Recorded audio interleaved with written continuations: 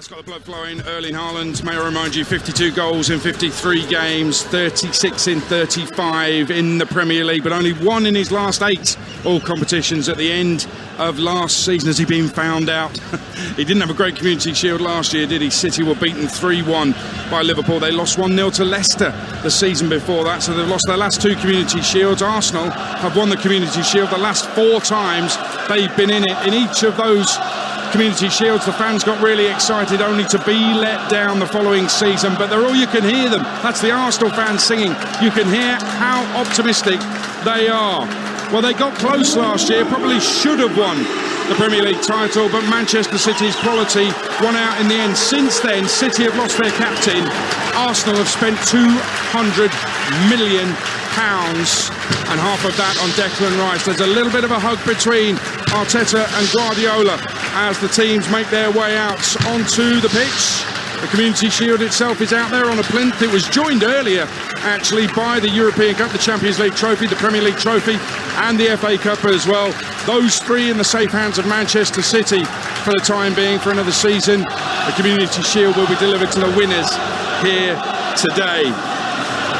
As the players line up under the arch of the FA Community Shield, the officials in the middle as well, and the presentation party will be introduced to them very shortly. The Jeff Astle Foundation will be one of the major recipients of the money generated by this Community Shield. I've met Jeff's daughter, Dawn Astle, many times. She does such incredible work on this issue. She's been banging down doors for ages, for years, and finally she's being heard. She says the money will go a long way to help continue the battle against dementia in football. Jeff Astle was one of the greats, taken from us and his family way too soon. And if you've read the story of Jeff Astle and dementia, you'll know just how heartbreaking that story was for his family. It's essential reading to understand that particular subject. Well, the Arsenal players being introduced to the presentation party. I'd just love to be a fly on the shoulder of one of the players, as Mike Summerby, ardent City fan, former City player, title and cup winner, European trophy winner with the City, and a City ambassador, shakes hands with all the Arsenal players. Just wonder if it's an extra firm grip for Aaron Ramsdale, just to make sure he can't keep goal very well. Gilberto Silva, who we've just heard from live on Talksport pre-match, is out there shaking hands right now with all the Manchester City players as well. Big hug from Mike Summerby for Mikel Arteta, of course. They will know each other from when Mikel was working with Pep Guardiola at Manchester City. Jack Pearce is also in that 3-man presentation party, the vice chair of the Football Association. It's Ortega in goal, just shakes hands with Summerby. In goal for City, was in the cup final as well. Great record in the FA Cup last season. Only 1 goal conceded, and that was a penalty from Bruno Fernandes. And some of us thought he might be challenging for the #1 spot with Edison this season. Well, we'll wait and see. Edison, I think most people will feel, is the firm favourite for that. As the presentation party continue shaking hands, I can tell you that it's 2-1 to Cardiff at Leeds United. That is live on TalkSport 2 right now. If you want to listen to that, just download the TalkSport app for free. You can swipe between the 2 stations as we prepare to observe the national anthem ahead of the Community Shield here on TalkSport.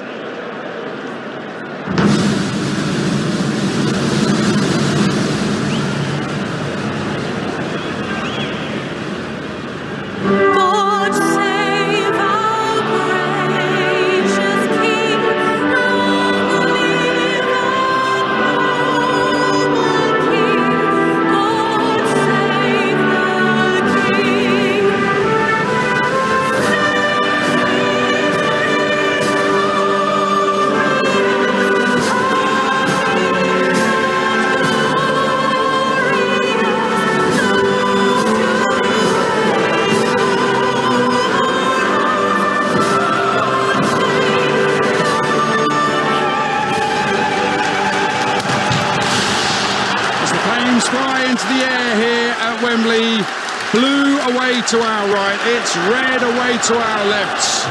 It's Manchester City against Arsenal, the 2 best teams in the country last season, going head-to-head today. A chance to make a statement for Arsenal, a chance of yet another trophy for City. It's the Community Shield, live on TalkSport with former England captain Stuart Pearce, alongside your commentator Ian Danter. Thank you, Adrian, and a very good afternoon to you wherever and however you're listening to Talksport. Since the inception of the Premier League, only 8 clubs have won this trophy at the season outset and gone on to win the title come May. The last to do so, Manchester City. They beat Chelsea here in 2018. And the champions have been proudly displaying all their silverware pitchside earlier this afternoon, understandable after a historic treble. And Pep Guardiola has previously called the Community Shield the first final of the season. Arsenal are their opponents, and many think are still City's closest rivals for the upcoming Premier League this season, as they were last. Mikel Arteta once again tries to put one over on his former boss. It's 8 defeats in a row for Arsenal against these opponents, but their last win was here at the National Stadium in the 2020 FA Cup final. Arsenal give a chance for 3 of their new arrivals to shine in this pre-season fixture. Julian Timber has arrived from Ajax in the summer. Of course, Declan Rice from West Ham, and Kai Havertz, who looks like he's playing in a central striker's role in the absence of Gabriel Jesus, who's picked up a slight knee injury which required surgery. Aaron Ramsdale is the Arsenal keeper. A back 4 of Ben White, William Saliba, Gabriel and Julian Timber. Declan Rice, Thomas Partey and Martin Odegaard in midfield. Bukayo Saka and Gabriel Martinelli in behind Havertz. As for Manchester City, well, there's one new name to conjure with, but it's a name very familiar to Premier League watchers. Mateo Kovacic spent 5 years at Chelsea. He comes into their midfield. Stefan Ortega is preferred to Ederson in goal. Kyle Walker, John Stones, Ruben Diaz and Manuel Akanji in their back 4. Bernardo Silva and Mateo Kovacic with Rodri in midfield. Julian Alvarez and Jack Grealish flanking Erling Haaland up front. Quick look at the benches for you as well. For Arsenal, Turner, Tierney, Smith Rowe and Nketiah, Kivior, Holding, Tomiyasu, Trossard and Vieira. For City, Ederson, Phillips, Laporte, De Bruyne, Gomez, Foden, Palmer, Lewis and McAtee. We're sat in the south stand here at Wembley, directly behind the dugouts, and Arsenal, wearing their traditional red and white, get things underway. They're kicking from left to right as we look towards the west stand. Manchester City in their sky blue shirts and socks with the white shorts, and straight away they're piling forward and looking to release Jack Grealish 10 yards inside the Arsenal half. Work back to halfway. Akanji, the Swiss, will tidy up, and the ball will eventually be sent back to Stefan Ortega. Just a few puffs of pyrotechnic smoke still hanging around in the stadium, but bright sunshine, and a good half of the pitch is in shade, over half of the pitch in actual fact in shade, including on the far side of the field, the City right, where they're attacking at the moment. Alvarez trying to keep the ball in play on that far side. It's gone out. Stuart Atwell, our referee, indicates that it's a City throw. Minute gone, 0-0 on Talksport in the Community Shield. Here's Stuart Pearce. Yes, Dance, good afternoon. Just looking at the shape of this Arsenal midfield, looks as though it's going to be Partey sitting just in front of the 2 central defenders and allowing Odegaard and Declan Rice just to forage on and push on with a full court press as we stand at the moment. Ball's with Stefan Ortega in the City goal. Made 3 Premier League appearances last season. Ederson, of course, the first choice for Pep Guardiola. Plays it short to Rodri, just guides it back. And John Stones at the right-hand corner of his own penalty area. We've seen him transform as a player and a positional player, John Stones, in this last season with Manchester City. See if that continues into the new campaign. Just tucked left for this left-hand side for Manuel Akanji, immediately pressurised by Bukayo Saka.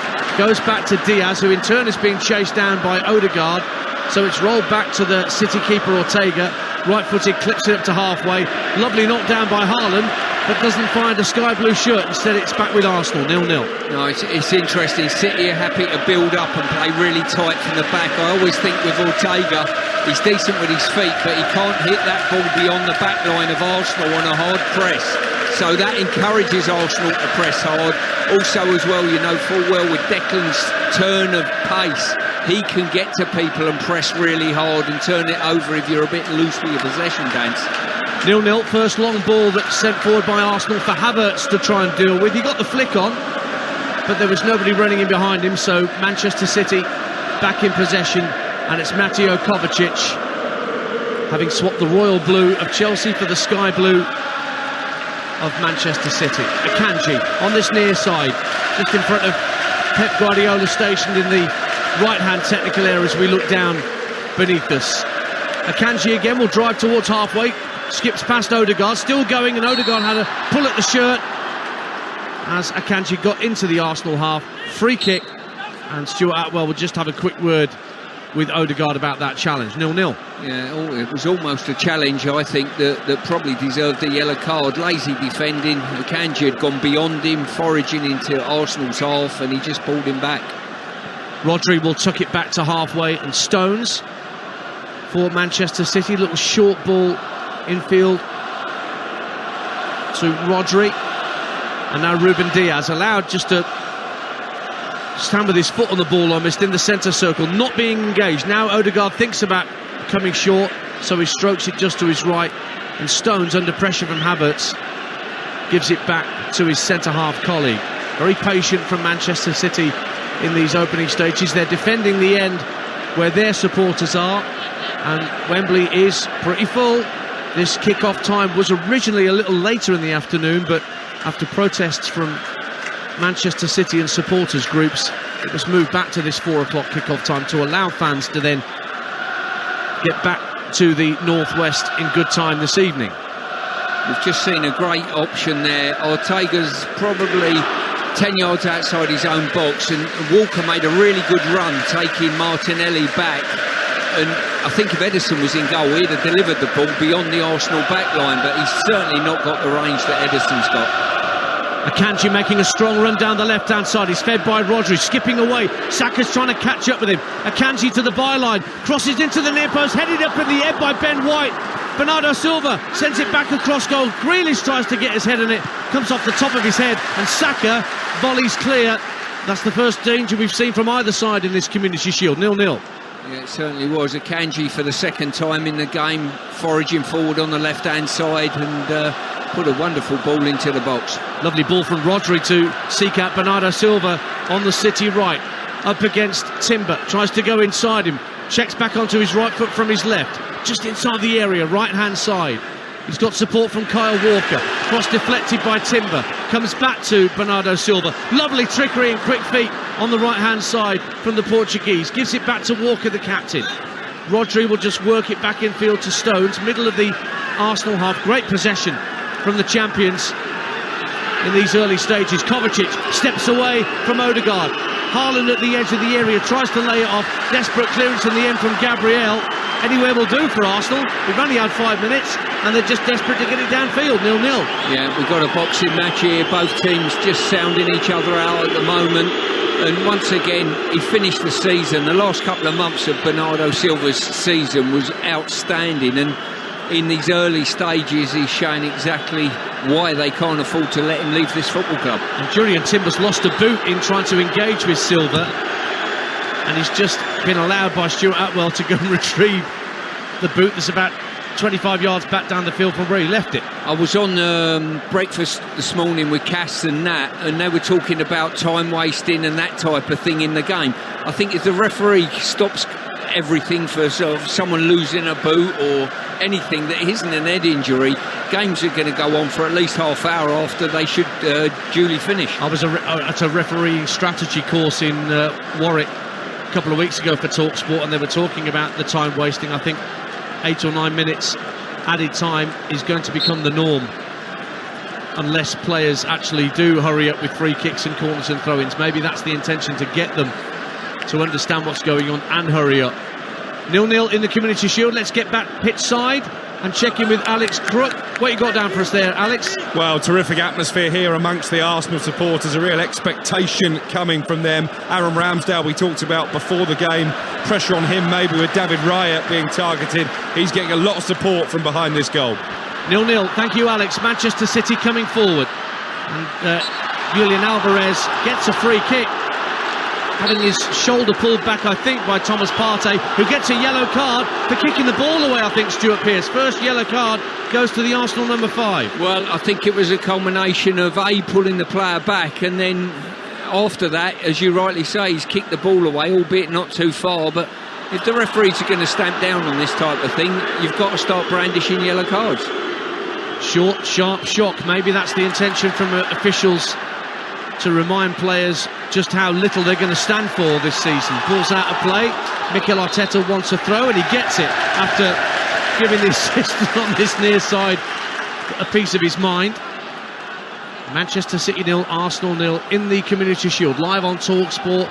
You mentioned Natalie Sawyer there, Stuart. She's back on Talksport Breakfast tomorrow morning with Andy Townsend from 6 a.m. when you wake up. But of course, we've got plenty of options for your morning listening. Chris Evans on Virgin from 6:30. But England against Nigeria in the Women's World Cup on Talksport 2. Faye Carruthers will start your coverage on Talksport 2 at 8 a.m. tomorrow morning. Kick-off 8:30. Joe Shannon and Leanne Sanderson, your commentary team for England-Nigeria. Julian Timber got both boots back on and gets cheered as he gets away down the left-hand side. Martinelli sprinting towards the byline. Closed down by Walker. In fact, he's also got Bernardo Silva closing him down, but he did really well to work it back. Gabriel will pass back to the halfway line, and William Saliba. How Arsenal missed him in the run-in when he picked up that injury, and who knows what Arsenal could have achieved had he been there in the Arsenal defence. Now Bukayo Saka, they're going to go on the outside of Akanji, down towards the ball, and he's beaten Akanji, but then the Swiss gets back and has actually hit the ball against Saka. Arsenal wanted a corner, but a goal kick is all that results. 0-0 with 9 minutes gone on Talksport. Well, firstly, from Arsenal's point of view, it's brilliant to see Saka in full stride there on the right wing, but I've got to say, as I saw it last year, when Akanji comes out from, he's probably more favoured central role and plays in these full-back areas. He's more than adept at dealing with players one-on-one. He's tall, but he's quick. Manuel Akanji, joined from Borussia Dortmund a year ago. Scored against Real Madrid in the Champions League, of course, Akanji, on that route to ultimate success at last for Pep Guardiola with Manchester City. It still leads 1, Cardiff 2, incidentally.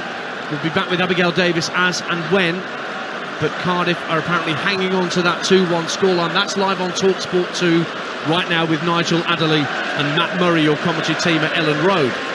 Cardiff were 2-0 up at half-time. Here are Manchester City in possession at 0-0 with 10 minutes gone in the Community Shield. Stones plays a casual pass to his right for Walker, and he slides it out to the right-hand touchline on the opposite side of the field to us for Bernardo Silva. But again, it's very slow and patient by Manchester City. They're not rushing getting the ball through the 30s, Stuart Pearce. No, they're not, but credit to Arsenal. They're nice and compact, well organised and shutting down passing lines. And City are almost in a 4-2-4 scenario with, two recognised strikers, basically. But that's why it's so important for the likes of Partey to make sure he shepherds that area in front of them. Not sure how many touches Declan Rice has had so far in this Community Shield. He's just tried to close down Rodri, who fires another lovely pass out to the halfway line and the far touchline for Kyle Walker. Touches it back 10 yards for Stones. Rodri again on the halfway line, allowed to trot into Arsenal territory, then lifts it down the right-hand side, and Bernardo Silva will chest it down and keep it in play. Up against Timber, 10 yards from the dead ball line. Checks onto his left and right, then lays it back for Walker, right-hand corner of the box. Tried a first-time ball into the area, scuffed it somewhat. Odegaard clears, Martinelli's giving chase, and you get the better of the bounce of the ball and hold on to possession for Arsenal, 0-0. Yeah, he's done well retaining possession, Martinelli there, but once again, Walker's pace from crossing the ball, his recovery to the halfway line to get goal side was lightning. You're listening to TalkSport, the Community Shield at Wembley Stadium in bright sunshine. Manchester City, the champions, against Arsenal, their closest challengers in the league, but They ended up winning the Premier League with 3 games to spare, Manchester City. And here's Bernardo Silva looking for Haaland at the edge of the area. Again, danger was snuffed out before the big Norwegian could properly get it under control. But again, Arsenal just loft it downfield. There was nobody in a red and white shirt anywhere near the halfway line. So Diaz and Stones have all the time they want just to get the ball back under control. Ortega, the keeper, lurking just outside his penalty area. I mean, there's high starting positions, and then there's always being outside your 18-yard box. The sweeper keeper era really has developed. And Ortega's now midway inside his own half with the ball at his feet. You were talking earlier about Declan not getting too many touches. I can't remember Jack Grealish getting a touch at this moment in time, being very isolated out on the width there. Well, definitely no touches for Declan Rice, and I think you're right about Jack Grealish. I think the ball came off the top of his head at one point, but he certainly hasn't had a chance to have a run at Ben White, who is his opponent on this near side, with City coming forward. Now Grealish will get a touch as it's floated out to him. Has to jump to chest it down and keep it in play. Does really well, Grealish. Works it back to Kovacic, and Kovacic tried to slide it down the left-hand side of the box for Alvarez. Poor touch from Partey. City win it back. Rodri just hits a snapshot. It's only just wide of the post. Ramsdale at full stretch, and it took a nick off an Arsenal boot for Manchester City's first corner of the game. 0-0.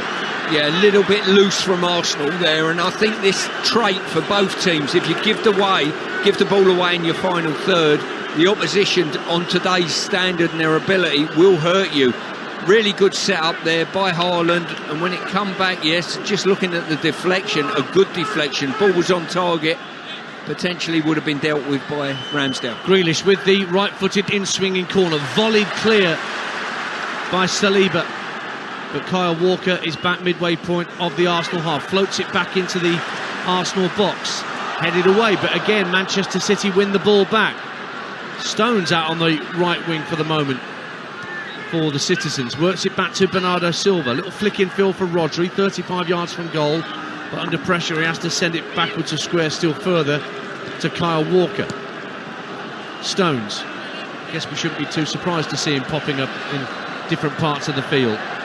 Gareth Southgate and Steve Holland are also here on watching brief for England. Lots of England stars out there for them to check on their pre-season progress.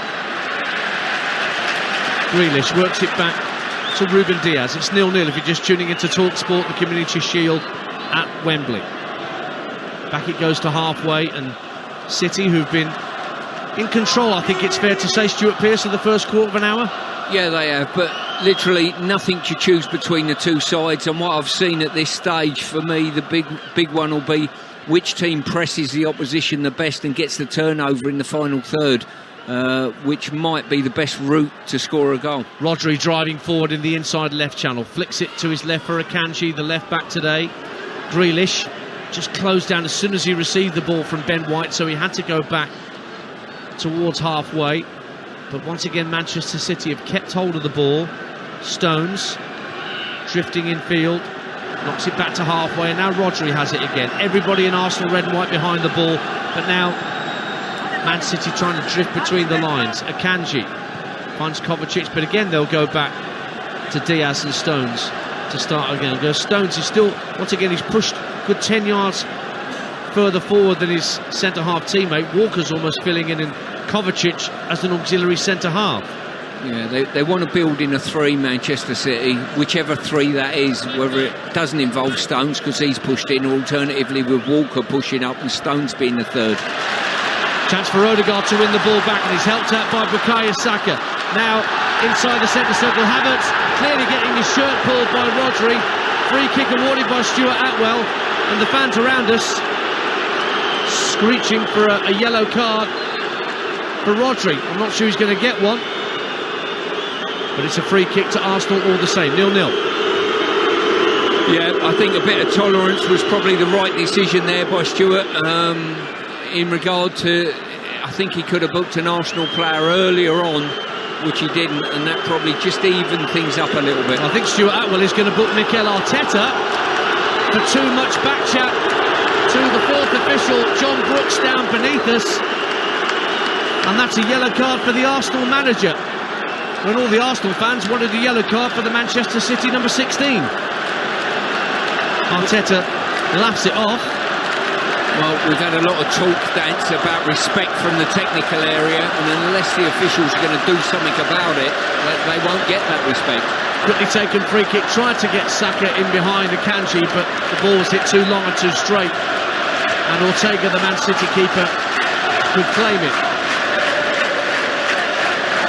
And again, this is all part of that refereeing strategy meeting I went to, Stuart, about respect for officials, not just time wasting, but it normally lasts for a month and then they forget about it, Dance. You know, how many times have we seen that? You know, let's outlaw diving and one or two other things.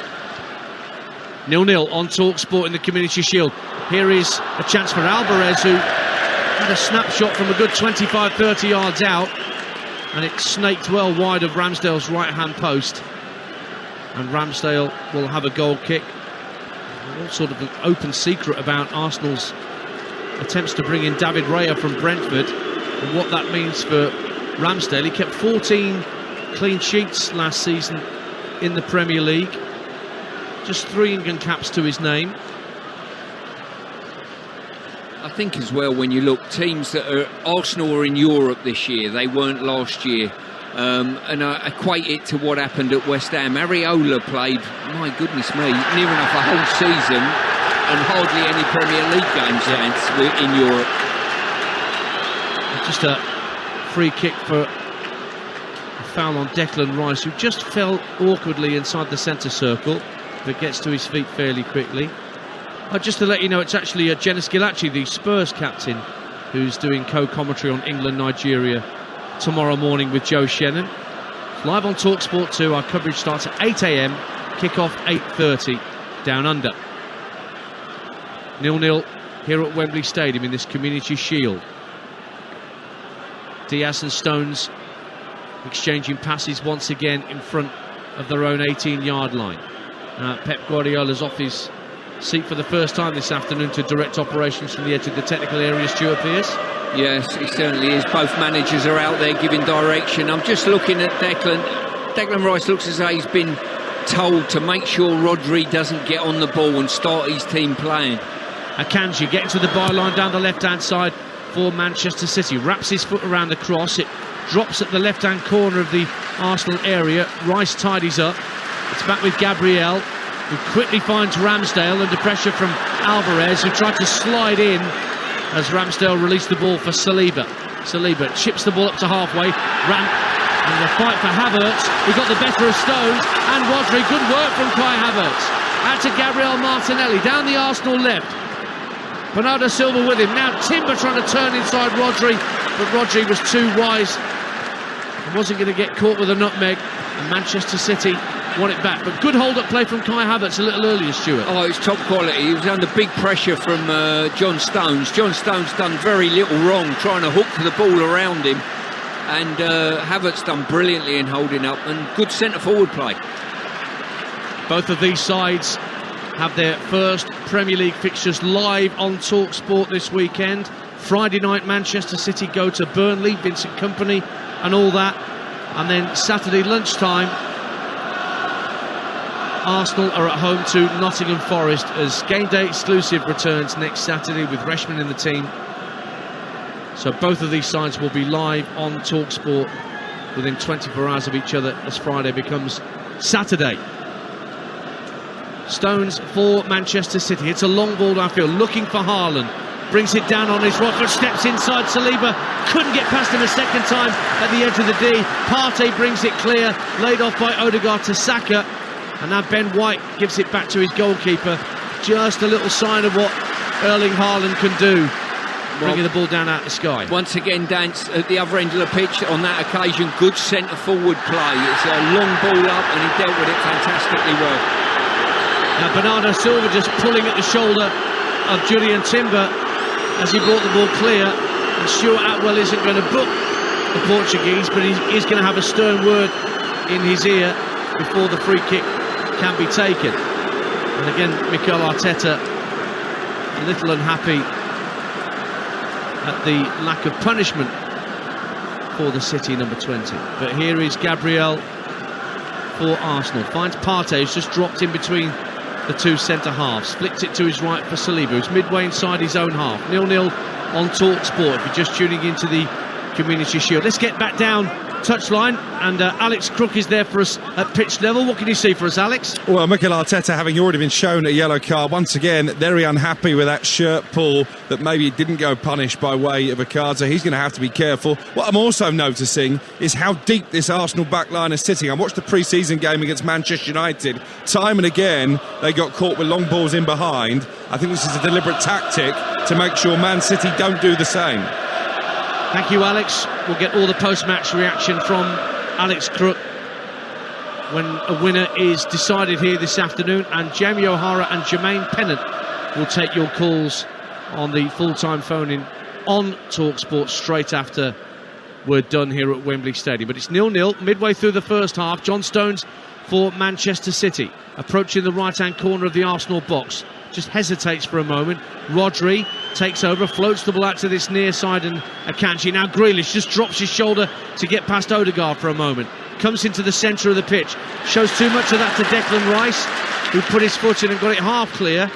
But the sky blue shirts have it back, and it's Diaz on halfway for City. Brings it forward, rolls his foot on the ball and gives it to Kovacic. Early ball looking for Haaland at the edge of the area. Gabriel stood firm and won it back for Arsenal. Partey is brought down by Haaland, and that's a free kick to the Gunners, midway point of their own half. Stuart Pearce.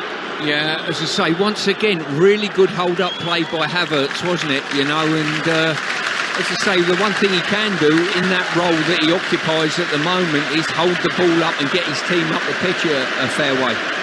Arsenal 0, Manchester City 0. 24 minutes played, and Arsenal have a free kick. Saliba gives it to Declan Rice, who's come short. Out to the left-hand side for Gabriel.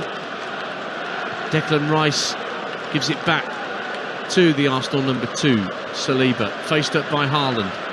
So back it goes for Rice once again, who's sitting deepest of all the Arsenal outfield players. Havertz making a run through the inside left channel. Saka coming in field. That allows White to get in on the overlap. He's in behind Akanji. Pulls it across. Havertz with his back to goal. Gets the shot away. Ortega blocks. Martinelli with a follow-up. Blocks as well. And City hook clear. And that's as close as we've seen from Arsenal in this opening half an hour. And Ortega had to save from Kai Havertz with his left leg. 0-0. Well, I've just been saying how good Akanji is on one-on-one situations. He was caught out on that occasion, an underlapping run by Ben White, who's got into the box, pulled it back, and it was panic stations in the City back line, and 2 really good blocks by them. Yeah, the second block was from John Stones, from Martinelli off his chest. Stones just stayed down for a moment as play broke down, but he's okay, doesn't need any further treatment. And Kai Havertz, the ball was difficult for him to control. It was slightly behind him when it came to him, didn't it, Stuart? But he swiveled and got a decent contact on it. Good save from Ortega, so it stays goalless. Yeah, it certainly was a good save, but you've got to say, we're just looking at the replay from John Stones, who got back, got his hands out the way and took it straight in the solar plexus and made a fantastic stop for his team. Yeah, slightly winded, I think we'll say, on John Stones' behalf at this point. 0-0 on TalkSport. Here is Saliba, just at the edge of the centre circle inside his own half. They're into stoppage time over on TalkSport 2 at Ellen Road. Cardiff City are still 2-1 up against Leeds United. We'll be with Abigail Davis very shortly. Meanwhile, Stones trying to bring the ball forward. It's been clipped by Havertz, and Havertz gets a yellow card from Stuart Atwell. It's interesting, Dance, you know, the fans in front of us are mainly Arsenal fans. They've been up every 2 minutes baying for a yellow card, and when Stuart Atwell brandishes in one, which he should have done for that in my opinion, they don't want a yellow card because it's on Havertz, but he's made no attempt at chasing him back. He's just hacked him down. Yeah, just clipped him from behind, as Stuart says. No attempt by Kai Havertz to play the ball.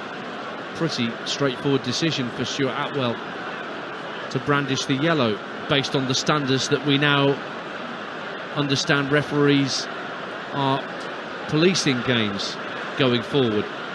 0-0, TalkSport 27 minutes played at Wembley Stadium in this Community Shield. Remember, if it's level at 90 minutes between these two, we will go straight to a penalty shootout to decide the winner. No extra time here this afternoon. Kovacic wins the ball on halfway, drives down the left-hand side, plays it infield, looking for Haaland. Gabriel got a foot in. Rice now for Arsenal, flicks it out left, and Timber will be able to control the ball in the left-back position. And there is a late goal at Ellen Road in the Championship. Talksport's Abigail Davis. And it is heartbreak for Cardiff City. They have defended admirably throughout this game, but it is Leeds 2, Cardiff City 2, and it is Somerville who has got the goal. Cardiff City players have got their heads in their hands. They are on the ground. They know that this was a glorious opportunity for them to pick up 3 points and start the season on a real high, but it was fantastic work just outside the area for Sinisterra, and he managed to thread the ball through for Somerville, who slotted it into the bottom left. It is Leeds 2, Cardiff 2. Arsenal in possession just inside the Manchester City half, but Odegaard can't find Martinelli, who's come out to this near side, the Arsenal right. So Manchester City will have a throw. It's 0-0 here at Wembley. So 2-2, the conclusion of that Leeds-Cardiff game on Talksport 2, and don't forget, straight after, be off to the Stadium of Light. Sunderland against Ipswich. Adam Bridge will be your commentator for that one. That's a 5 o'clock kickoff live on Talksport 2. Remember, the Talksport network will be your home of the EFL throughout the season. 120 plus games from Championship, League 1, League 2, and all the playoff games, and the Carabao Cup, and the Football League trophy. We've got more football than anybody else. And here we are at Wembley for the traditional curtain raiser, which is goalless at the moment as we approach the half-hour mark. And two strong chances for either side, but particularly Kai Havertz on the spin just a couple of minutes ago, denied by a save from Ortega. A Rodri shot just snaked past Aaron Ramsdale's right-hand post a little earlier in the half. Arsenal fans taunting the City fans to our right-hand side, but they're not being vocal enough. Long ball downfield, looking for Bernardo Silva. Gabriel had to make that header, otherwise Bernardo Silva was racing in behind him. The ball's given back to Gabriel by Timber, and then Rice looks for his keeper. Almost a slip from Ramsdale. Haaland was on him in a flash, but Ramsdale cleared from just in front of his goal line. That can't be a nice sight to see Haaland thumping in at you, Stuart Pearce, when you're trying to clear the ball. Now, Jack Grealish is going to be spoken to by Stuart Atwell for a little clip on Ben White. A little push on Ben White, but no yellow card, and so the Arsenal fans around us are unhappy again. Yeah, I think there was a little bit of Ben White being cute there, just taking the ground of Grealish, just to give his teammate a little bit more time on the ball. But going back to Ramsdale, just received the ball, he's happy to take it across his body, but when that ball's a yard or two from your own goal line, it does get a little bit nervous if you've got an Arsenal shirt on in the crowd. By the way, the goal line technology came into play earlier in the Women's World Cup, where Sweden were decided to have won the penalty shootout because of the goal decision system. Incidentally, Julian Alvarez has just been booked for time wasting for Manchester City. That's what the roar was for around us here at Wembley Stadium. Not for a goal or for a corner kick or a great save, but for a booking. 0-0. Yeah, I think it's down to the players now. I think that was a tough booking, to be fair, but you've got to get in tune with the officials in any game and work to their standard of refereeing. If they've been given a directive, dance, that they're going to come down harsh on you, you've got to be an idiot if you're a player who knows overstep the mark. Well, it's on Howard Webb to make sure that these standards are maintained. As you said, Stuart, we've seen these things start with the best of intentions, but fizzle out by the time the clocks go back. Yeah, indeed, and I think that will be the case this year as well. Full time at Ellen Road, quickly to there on Talksport. Abigail Davis. Yes, finished Leeds 2, Cardiff 2. Leeds started the game on the front foot, some exceptional build-up play, but at the other end of the pitch it was the same old story. They looked vulnerable. Bowler and Ugbo giving Cardiff a 2-0 lead. Liam Cooper pulled a goal back from a corner, and then a sickening blow 5 minutes into added time when Somerville rescued a point for Leeds. A disciplined display from Cardiff, but they have to settle for a point. Leeds 2, Cardiff 2. Thank you, Abby. Corner to Arsenal after a bit of miscommunication at the back for Man City, Stuart Pearce. Well, basically, Declan Rice, as I've seen many, many times before, shut 4 yards down in the blink of an eye and ended up putting so much pressure on and getting a nick on the ball, and it's resulted in a corner for Arsenal. To be taken on this near side. Saka standing over it, hits it in left-footed into the near post, headed up in the air. Where's that going to drop? About 10 yards out to the edge of the area, and Bernardo Silva just puts his foot through it. It's Manchester City's turn to clear their lines and get the ball out of harm's way. But it's one back by Saliba on halfway, gets it away from Rodri. Ramsdale drives the ball downfield, high into the air. Martinelli goes up for the aerial challenge with Walker, but Walker comfortably wins that. But his clearance only finds Odegaard, who brings it down like he's got carpet slippers on, and now it's away in the inside right position for Arsenal at 0-0. Tries to spin away from Alvarez, who's hurt himself in trying to make that challenge. Timber works it out to the left-hand side. Gabriel Martinelli trying to isolate Kyle Walker, gets to the left-hand corner of the box. Martinelli lays it back to Partey, urged to shoot from the Arsenal fans around us, but he works it back still further to Saliba. Now Declan Rice takes over. Quick ball out to the left-hand side once again for Martinelli for Arsenal. Goes on the outside of Walker. Crosses deflected at the near post, and Stones puts it behind for a second Arsenal corner in quick succession. 0-0. Yeah, good work there by Arsenal. Just pressurised City and built up nice and slowly, and eventually Stones, it was, hacked it behind for a corner. So a corner in front of the Manchester City fans behind that goal, away to our right-hand side. Packed 6-yard box. Saka and Odegaard lurking at the edge of the area. In it comes right under the crossbar, and in fact over the bar and behind on the full for a Manchester City goal kick. Yeah, a bit of a wasted effort there. Arsenal have got enough height and strength in their team to cause problems at corners, but the delivery's got to be correct. Looking at the first 5 fixtures for both sides, and we mentioned that both of their openers are live on Talksport. Manchester City at Burnley on Friday, and then Arsenal at home to Forest on Saturday lunchtime. Manchester City then are at home to Newcastle, away at Sheffield United, home to Fulham, and away at West Ham, whilst Arsenal are, after the Forest game, away at Palace, home to Fulham, home to Manchester United, and away at Everton. And of course, regular Premier League commentaries throughout the season on Talksport and Talksport 2. Saturday lunchtime, 3 p.m. Saturdays, Fridays and Mondays as well. What have you spotted out there, Stuart Pearce? I'm just looking at Arsenal's press. As Bukayo Saka just gets away for a moment down the right-hand side, getting into the area. Akanji trying to close him down. Saka tried to wrap his left foot around it and go for goal. Didn't wrap around it enough, and it goes a good 10 yards wide for a Manchester City goal kick. On you go, Stuart. Yeah, we're just looking at Manchester City want to play out from the back, and Ortega's looking to play short. But Arsenal have got a massive weapon in their armoury in Declan Rice now, because they're pressing with a front 5 almost. But Declan Rice is the best out of the lot at doing it. He covers ground so quickly, and they're almost setting traps for Manchester City. And if they're loose with their passing in any way, shape or form, they'll have a big problem, City. Lifted the Europa Conference trophy with West Ham. Nearly 250 appearances in the end for the Hammers. Oh, now Ortega tried to clear his lines, and once again Arsenal players closing down. This time it was Martinelli closing down the space at 0-0. Yeah, it'll all be part of Arteta's game plan to press high and press hard. I saw it last year when they went up to the Etihad. They weren't afraid of pressing man for man, full court press. This time they've got Declan Rice in their team, who is outstanding at doing that job for the team.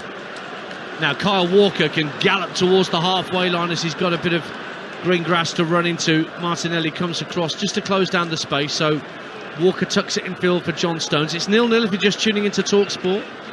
Just less than 9 minutes to half-time in the Community Shield here at Wembley Stadium. A bright, sunny afternoon in North London, but over half the pitch in shade, including the whole half away to our right-hand side that Manchester City are defending. Stones inside that half, plays the ball out to Kyle Walker, who's being forced back towards his goalkeeper by Martinelli. Now Havertz looking to close down Ortega. He looks for Ruben Diaz. Little toe poke pass for Grealish, running back towards his own goal, and he's been dispossessed. Ben White wins it back for Arsenal.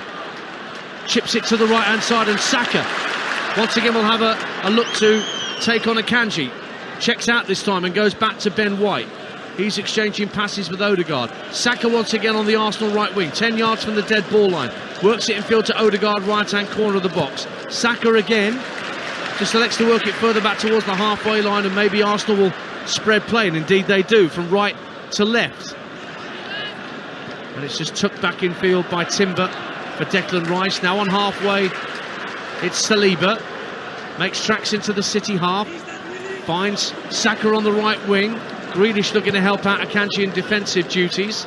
Ben White plays the ball into Odegaard, flicks it straight back for Saliba. But again, Manchester City have got their shape. Everybody behind the ball. Gabriel looks for Martinelli out on the left wing, but he can't get past Kyle Walker, so he's forced to go back. This is what we were seeing from Manchester City a little earlier, but a more progressive pass from Saliba, and Odegaard flicks it out to Saka on the right wing. Again, Akanji and Grealish for company. It's worked back to Partey, just gets the better of Rodri. Timber, the left back for Arsenal, flicks it out to Martinelli, level with the edge of the penalty area left hand side. Back in field it goes to the new arrival from Ajax, Timber. Gabriel, little ball along the deck looking to get Havertz through the middle. It might break for him via a ricochet off Ruben Diaz. Manchester City only get it half clear. Gabriel on the scene first, midway point of the Manchester City half, and they're keeping Man City hemmed in here, Arsenal. Saka, right wing, up against Akanji. Again, elects not to go on the outside of him. Ben White will have it now, right-hand corner of the box. Tries to play a 1-2, does he, with Saka? No, Saka keeps hold of the ball. It's good possession from Arsenal, Stuart Pearce. Oh, it's really good possession. I say they've got 5 players strung across their forward line, just waiting for the right delivery, and Odegaard looking to get on the ball and forage through with looking for Saka, pulls it back across the face of goal. Havertz sees his shot blocked on the line.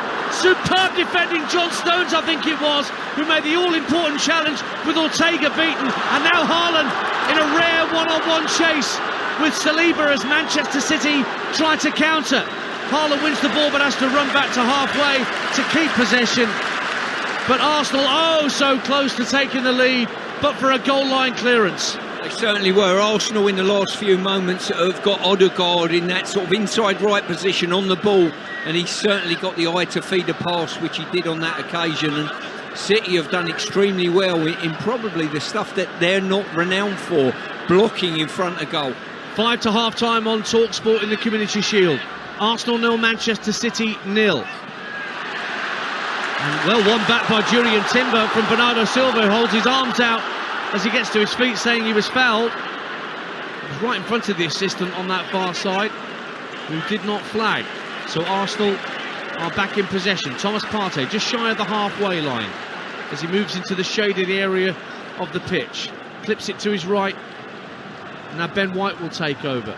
Saka thought about going on the outside of Akanji, may still do so. No, he just checks it infield for Odegaard.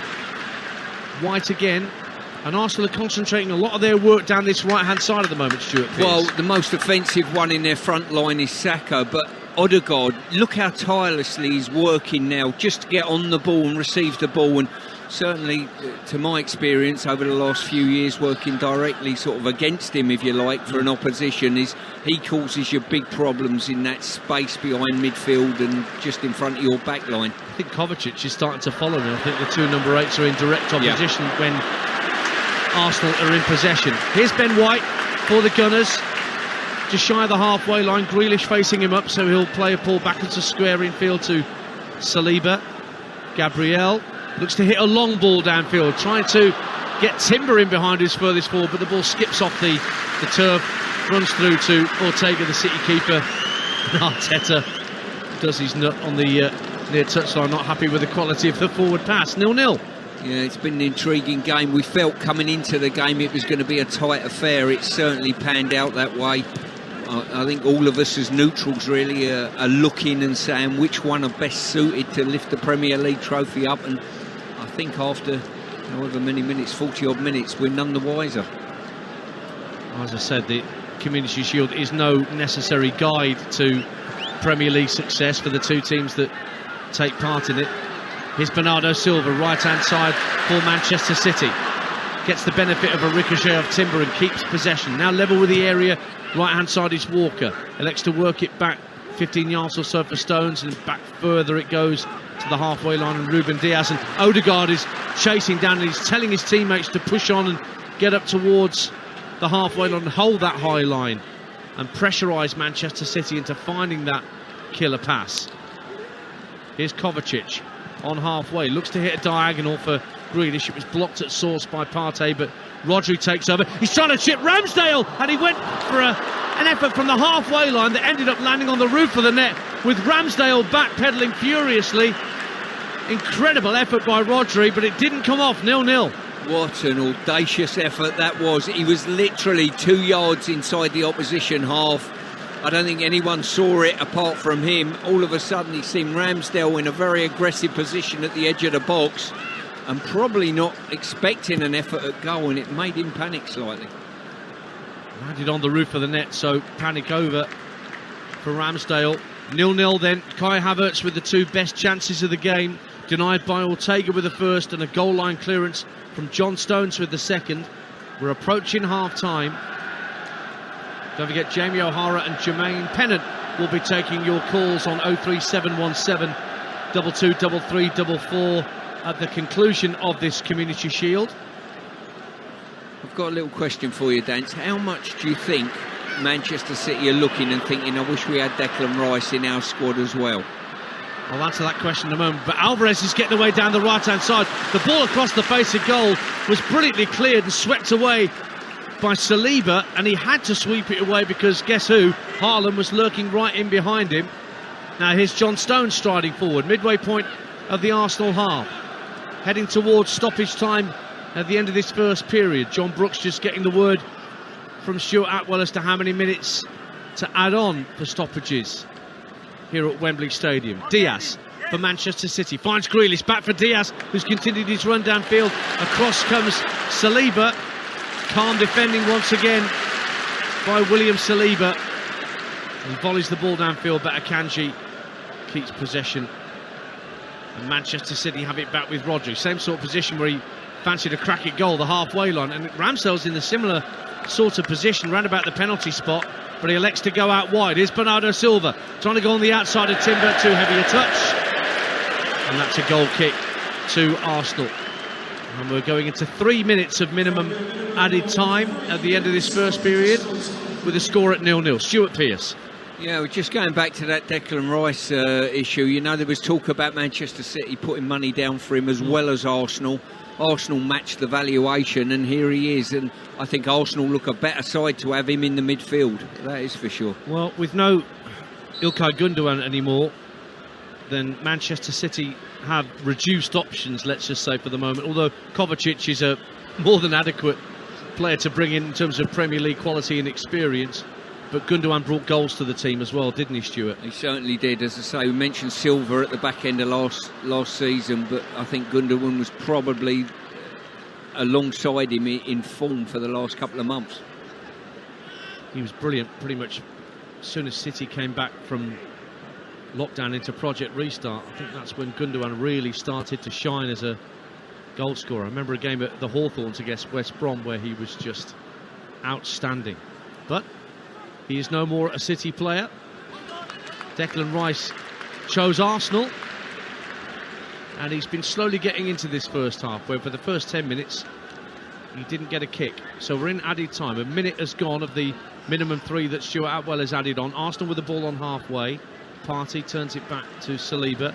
Square ball infield for Rice, who again is splitting the two centre-halves for the moment.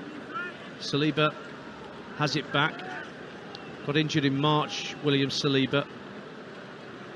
Only 8 caps for France. You might expect more, but then France have got so much quality in every position. It's a very hard country to get regular international recognition for, I imagine. Here's Ben White for Arsenal. First time ball lofted over halfway, looking for Martinelli. Comfortably cushioned header down by Akanji for Kovacic. And now the ball spread from left to right by Man City, and over on the far side of the field from us, Kyle Walker galloping forward with his usual intent. Flicks it in field for Rodri. Rodri sees Kovacic making a run in field, but goes backwards to square to Stones. Now Stones finds Kovacic, middle of the Arsenal half, striding forward Kovacic all the way into the area, waving run as he's still got the ball. It's gone behind for a goal kick, just couldn't wrap his foot round it at the end. He had 3 Arsenal players round him by the time he got into the 6-yard box, just couldn't get the shot away. 0-0. Yeah, the Arsenal players just funneled him into a channel. That channel went into the box. They were scared to actually make a challenge for giving a penalty away, but in the end just shepherded him out of play. Earlier today, live on Talksport, Leicester City came from behind to beat Coventry by 2-1 in their first game back in the Championship. And Leeds' first game back at that level finished in a draw just now with Cardiff City 2-2 at Ellen Road. Sunderland Ipswich getting underway in the next 10 minutes or so live on Talksport 2. And we reached the half-time point here in the Community Shield.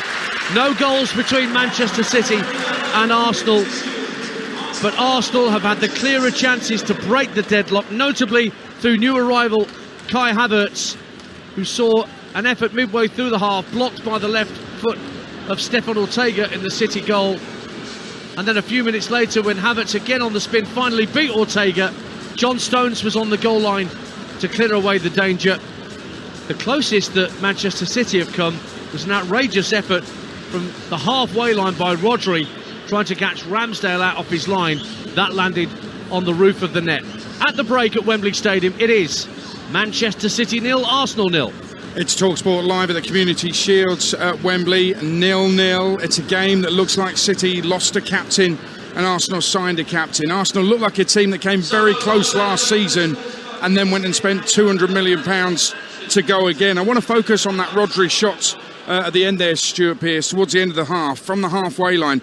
It looked to me like, yes, if it had gone in, it would have been brilliant, but it looked to me like all he was trying to do was trying to get the ball at the other end of the pitch, try and force Arsenal into a goal kick so that City could impose their press on Arsenal, rather than City having to deal with the Arsenal press, which has been incredible. Let me just draw the picture for you, because when Ortega has the ball at his feet and he's trying to pass out from his own 6-yard box, for example, Declan Rice is on the edge of the Manchester City box with 4 or 5 other Arsenal players. The press is that high and that intense. It's so difficult even for City to get out of. Yeah, and I made the point beforehand, the fact that Ederson's not playing, and he takes something away from Manchester City when he doesn't play, because, you know, if you go a big full court press on Manchester City and Ederson can hit the ball, well, he's got a range of anything up to 90 yards, really, you know.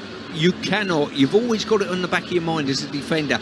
I feel uncomfortable going all that way because I've got the power of Haaland, who might spin and going behind me, or stretch play. And that's why Arsenal can do it with so much confidence and free up 5 players literally in the front line press. And Declan's great at it. He always wanted to press higher at West Ham. Couldn't always give him the ability to go further up the pitch. We needed him further back. But he's one of these players, he wants to get on the front foot and he wants to go chasing people. Yeah. Do you think then, and this might be a bit bold from Pep Guardiola, he should bring on Ederson at half-time? He won't do that, but they lose something when he's not in their lineup. You know, we talk around the likes of De Bruyne and all the talent that they've got, but make no mistake, when you're putting a team out to defend Manchester City from goal kicks and press hard on goal kicks, it's always in the back of your mind. He's got the ability to turn you round and make you face your own goal. Havertz, we questioned as a brilliant number 9. You did. I did. You said they were better. I think he's done well as a number 9 without the finishing touch which he needs. But Arsenal do look incredibly good. One thing that's been noteworthy in this first half is how incredibly stupid some of the players have been. You know you're going to get a booking for kicking a ball away. 2 of them have done it and got a booking. I think definitely for this first month, 2 months of the season, as we often see, and then things settle down a little bit, a rhythm to the refereeing, you've got to be very naive, because this game might hinge on a player getting sent off. And if you're not careful with the directive that Stuart Atwell and the referees and Dad's pointed that out, that they've been given, they're going to have to act on it, especially early season. But I think that maybe the refs are going too far. I was at Sheffield Wednesday Friday night.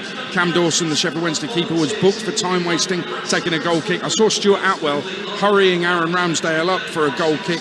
I didn't think he was taking an excessive amount of time, so we could see some fairly unfair yellow cards, as you say. 2 lemons make a strawberry. We could have red cards that really shouldn't happen in this game. Well, listen, our game's extremely quick at the moment, and everyone's looking about this time wasting business and the ball in play for a certain amount of period of time.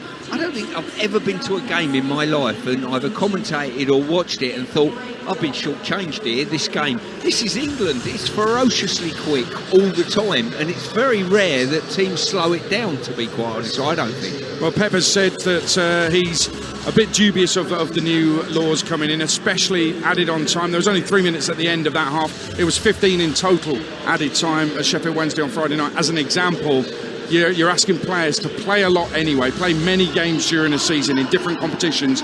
Then you're asking them to be out on the pitch another 15 minutes on top of the 90. It's outrageous, really. Yeah, and what do you expect the goalkeepers to sprint after the ball when it goes behind and get the ball for a goal kick? I think a bit of sensibility needs to come into play. I think fans get more frustrated when players go down injured late in the game, knowing full well there's not a proper injury available there. I think the players have got to meet the officials halfway here. I think the players have got to understand how annoying it is to see the deliberate time wasting. Supporters hate to see it, and yet there's a line. There's a very subjective line, isn't there, Adrian? Like you just mentioned with supporters Ramsdale. Don't hate to see it when it's their team. Correct, but that subjective line about when Ramsdale was he taking too long? Arguable that he was, but I think players have got to stop trying to be too cute because the referees aren't having it. I don't think there's a lot wrong with football, but listen, let's see how these new laws pan out and affect football and how long they last as well, because I suspect it won't be too long either. No goals, but it's been a really good game so far. Fascinating tactical battle. Manchester City 0, Arsenal 0. Community Shield live on Talksport. Talksport Breakfast with Arnold Clark. Part exchange your car and get an extra £500.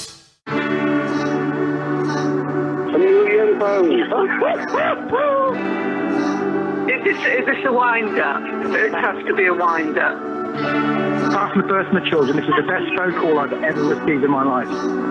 This is what it sounds like when people win big with the National Lottery. Will you be next? The National Lottery. It could be you. Rules and procedures apply. Players must be 18 or over.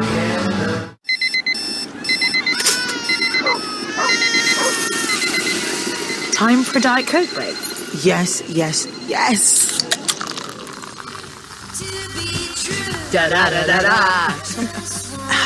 I really needed that. Love what you love. Diet Coke. Get Runway Ready. A chance to win the ultimate shopping experience plus hundreds of prizes curated by Kate Moss. Promo packs in store, 18 plus, T's and C's. Visit coke.co.uk/break. Long hot summers are lovely, but winter can be long and hard for your boiler. That's why you should book an expert boiler service today. You'll only pay £74 down from $99, and with your boiler sorted, you'll feel so much more relaxed knowing you're ready for whatever winter throws your way. Save in summer so you're sorted in winter. Book a boiler service today. Search British Gas Boiler Service. Geographical restrictions, terms and exclusions apply. Offer ends 4th of September 2023. Who's a good dog? You. Who's a good dog? You. That's right. No kennels for you, Mr. McFuddle-Wuddles. No mean old cagey-wogey and no big bad silly fee. We're taking you on Harley holidays, and you're going to sit on my lappy-wappy all the way there in this nice comfy brum-brum.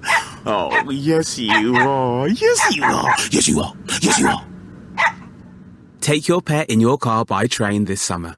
Visit leshuttle.com. 53 medium wave on DAB online and on your smart speaker. The FA Community Shield. Fantastic goal! Manchester City versus Arsenal. Live on Talksport. And Arsenal wearing their traditional red and white get things underway. Kovacic trying to slide it down the left-hand side of the box for Alvarez. Poor touch from Partey. City win it back. Rodri just hits a snapshot. It's only just wide of the post. Ramsdale at full stretch, and it took a nick off an Arsenal boot to get in on the overlap. He's in behind Akanji, pulls it across. Havertz with his back to goal, gets the shot away. Ortega blocks. Martinelli with a follow-up, blocks as well, and City hook clear. 0-0 here at Wembley in the Community Shield. Talksport brings you 4 live commentaries on the opening weekend of the Premier League season next week. The first 2, Burnley versus Manchester City, Friday night from 7, and Arsenal versus Nottingham Forest, Saturday lunchtime, both live on Talksport. Bournemouth West Ham live on Talksport 2, 3 o'clock Saturday. And Monday night, it's Manchester United Wolves, week on Monday. Game night starts at 7 after drive on Monday. Rasmus Højlund's £72 million move to United confirmed. Yesterday he was unveiled before the Old Trafford fans, but he will not be available for that game. He's still suffering with a slight knock. Now the Lionesses take on Nigeria in the round of 16 of the World Cup tomorrow morning, down under 8:30 a.m. It's live on TalkSport, coverage from 8 on TalkSport 2 actually. Ahead of the match, England correspondent down under Courtney Sweetman-Kirk has been speaking to Lionesses manager Sarina Wiegman and asked her what she's expecting from Nigeria tomorrow. They're a physical team. They have some speed, and they're very transitional, so we must be really aware of that. And of course, in duels they can be really tough too. So those are the things that we are very aware of. There's been a lot of upsets in this tournament. I know you want to go and win every game, but there's a little bit more room for manoeuvre in the group stages now. Obviously, it's win or go home. So just how ready are you for that, and the fact that you don't want an upset in this game? No, of course, we want to win this game. Of course, everyone who goes to the knockout stage wants to win every game, and that's what we want to do too. What we do now is prepare for Nigeria. We trained well, we're ready, and tomorrow we're going to play as good as we can, and we do our best to win the game. And there is the possibility of penalties. Is that something that's been practiced? Yeah, but not shortly. We know when we go into a tournament, we have our training plan. So way earlier we had some practices from penalties, and now everyone should be ready, if necessary, should be ready to take one. Well, Sarina Wiegman will now be delighted, I'm sure, that the USA have gone out on penalties after a dramatic shootout with Sweden, who go through, and the way opens up for England, who are in the bottom half of the draw. Ian Danter, I know you've been following the Women's World Cup. I think we've all liked the look of Japan. I think Spain, even though they got battered by Japan, are looking good as well. But what are you thinking about Lioness's chances?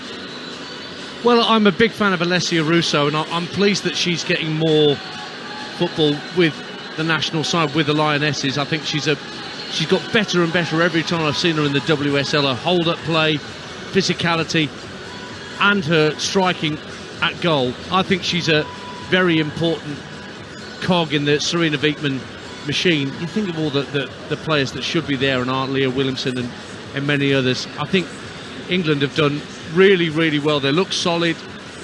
Nigeria will cause problems. We've seen at this World Cup that the so-called minnows are catching up.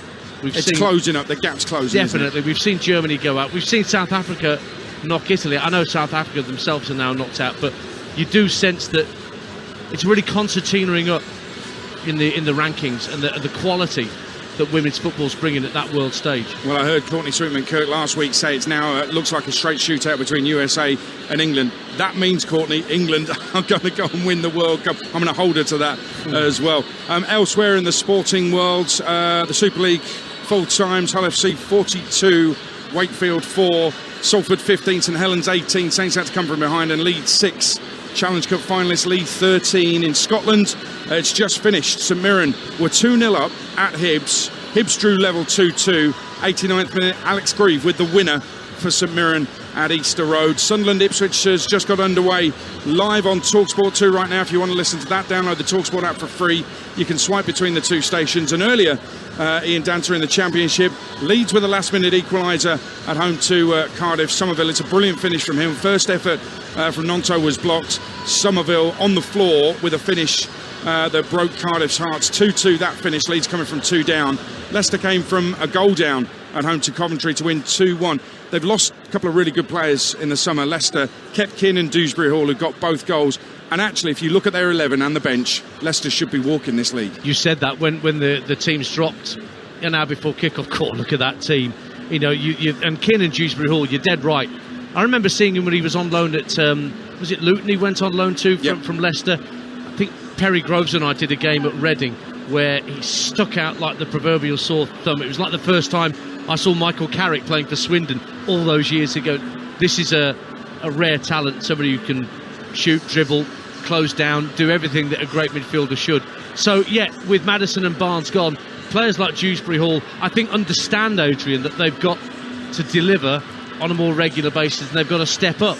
And I think for Ento Maresca, that's a great sight that they can come from behind against a Coventry side who are very streetwise at that level. I know Gyökeres is gone, but Ellis Sims is a decent replacement for him. So that's a very impressive result for Leicester City this afternoon.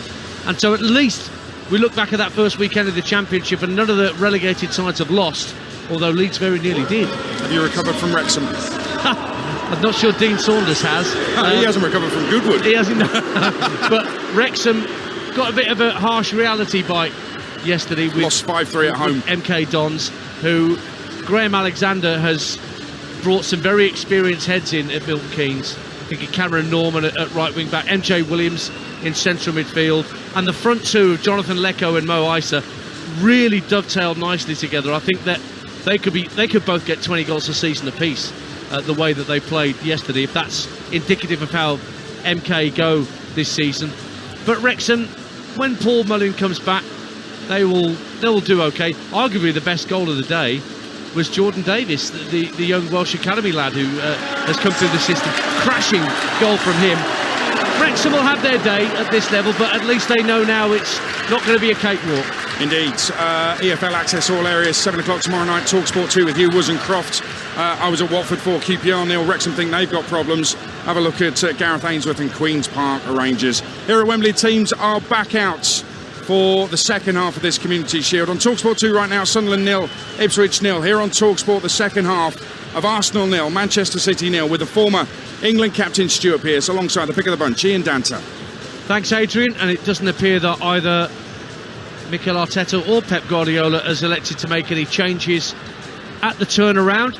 So it will be for Arsenal, Ramsdale in goal, White, Saliba, Gabriel and Timber in a back four, Rice, Partey and Odegaard in midfield, Saka, Havertz and Martinelli up front as Manchester City get us underway, kicking left to right as we look at the back of the south stand here at Wembley Stadium. The dugouts are directly in front of us at the bottom of this particular stand, wearing their sky blue shirts and socks, white shorts. Arsenal in the red and white shirts, white shorts and socks. And Manchester City's lineup: Ortega in goal, Walker, Stones, Diaz, Akanji in the back four, Bernardo Silva, Rodri, Kovacic in midfield, Alvarez, Haaland and Grealish up front. The bookings in the first half were for Alvarez, Havertz and Partey, for those interested as to whether a quick second yellow might be forthcoming for a minor indiscretion.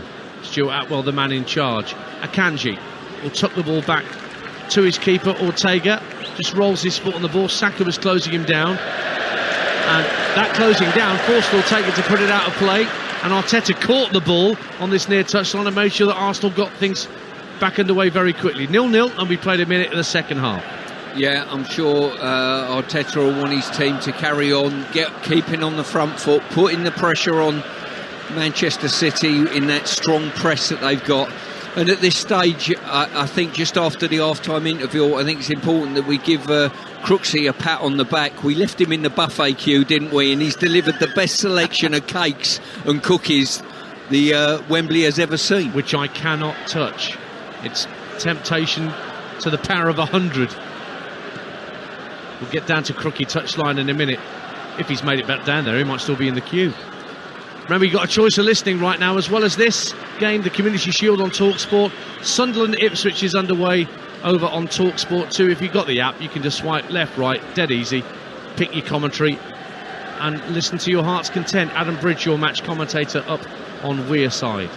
0-0 between Sunderland and Ipswich. 0-0 here. Manchester City playing a short ball from Ortega up to Kovacic, who quickly turned it round the corner for John Stones, who just opens his stride a little, gets over halfway, leaves it for Kyle Walker, and now Rodri takes over. The Champions League winning goal scorer against Inter Milan. Here he is again, centre of the Arsenal half, options left and right, goes left to Akanji. Grealish now takes over. He's got White and Saka for company. Grealish about 10 yards from the dead ball line, elects to go back to Akanji once more.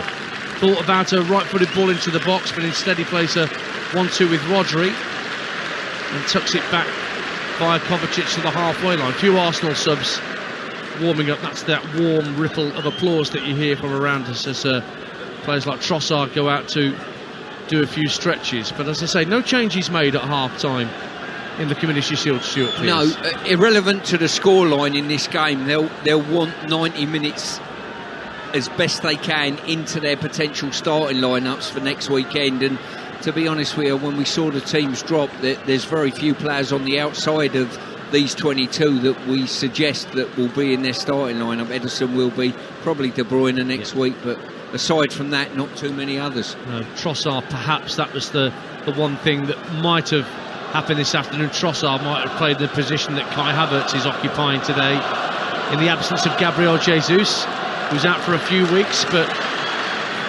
it appears that not only is Mikel Arteta happy with Havertz or Trossard, but Folarin Balogun is not necessarily going to get a look in, having been on loan in the past couple of seasons.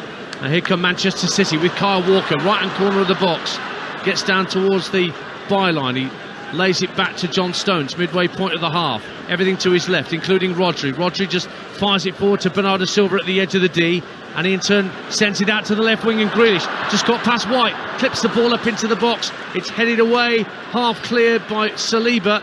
Partey helps head it further clear. Lovely soft touch from Bukayo Saka, and he finds Odegaard, and a lovely drop of the shoulder from Odegaard to get away from Kovacic. And now Havertz has the ball just inside the City half, but he's converged upon by 3 or 4 sky blue shirts.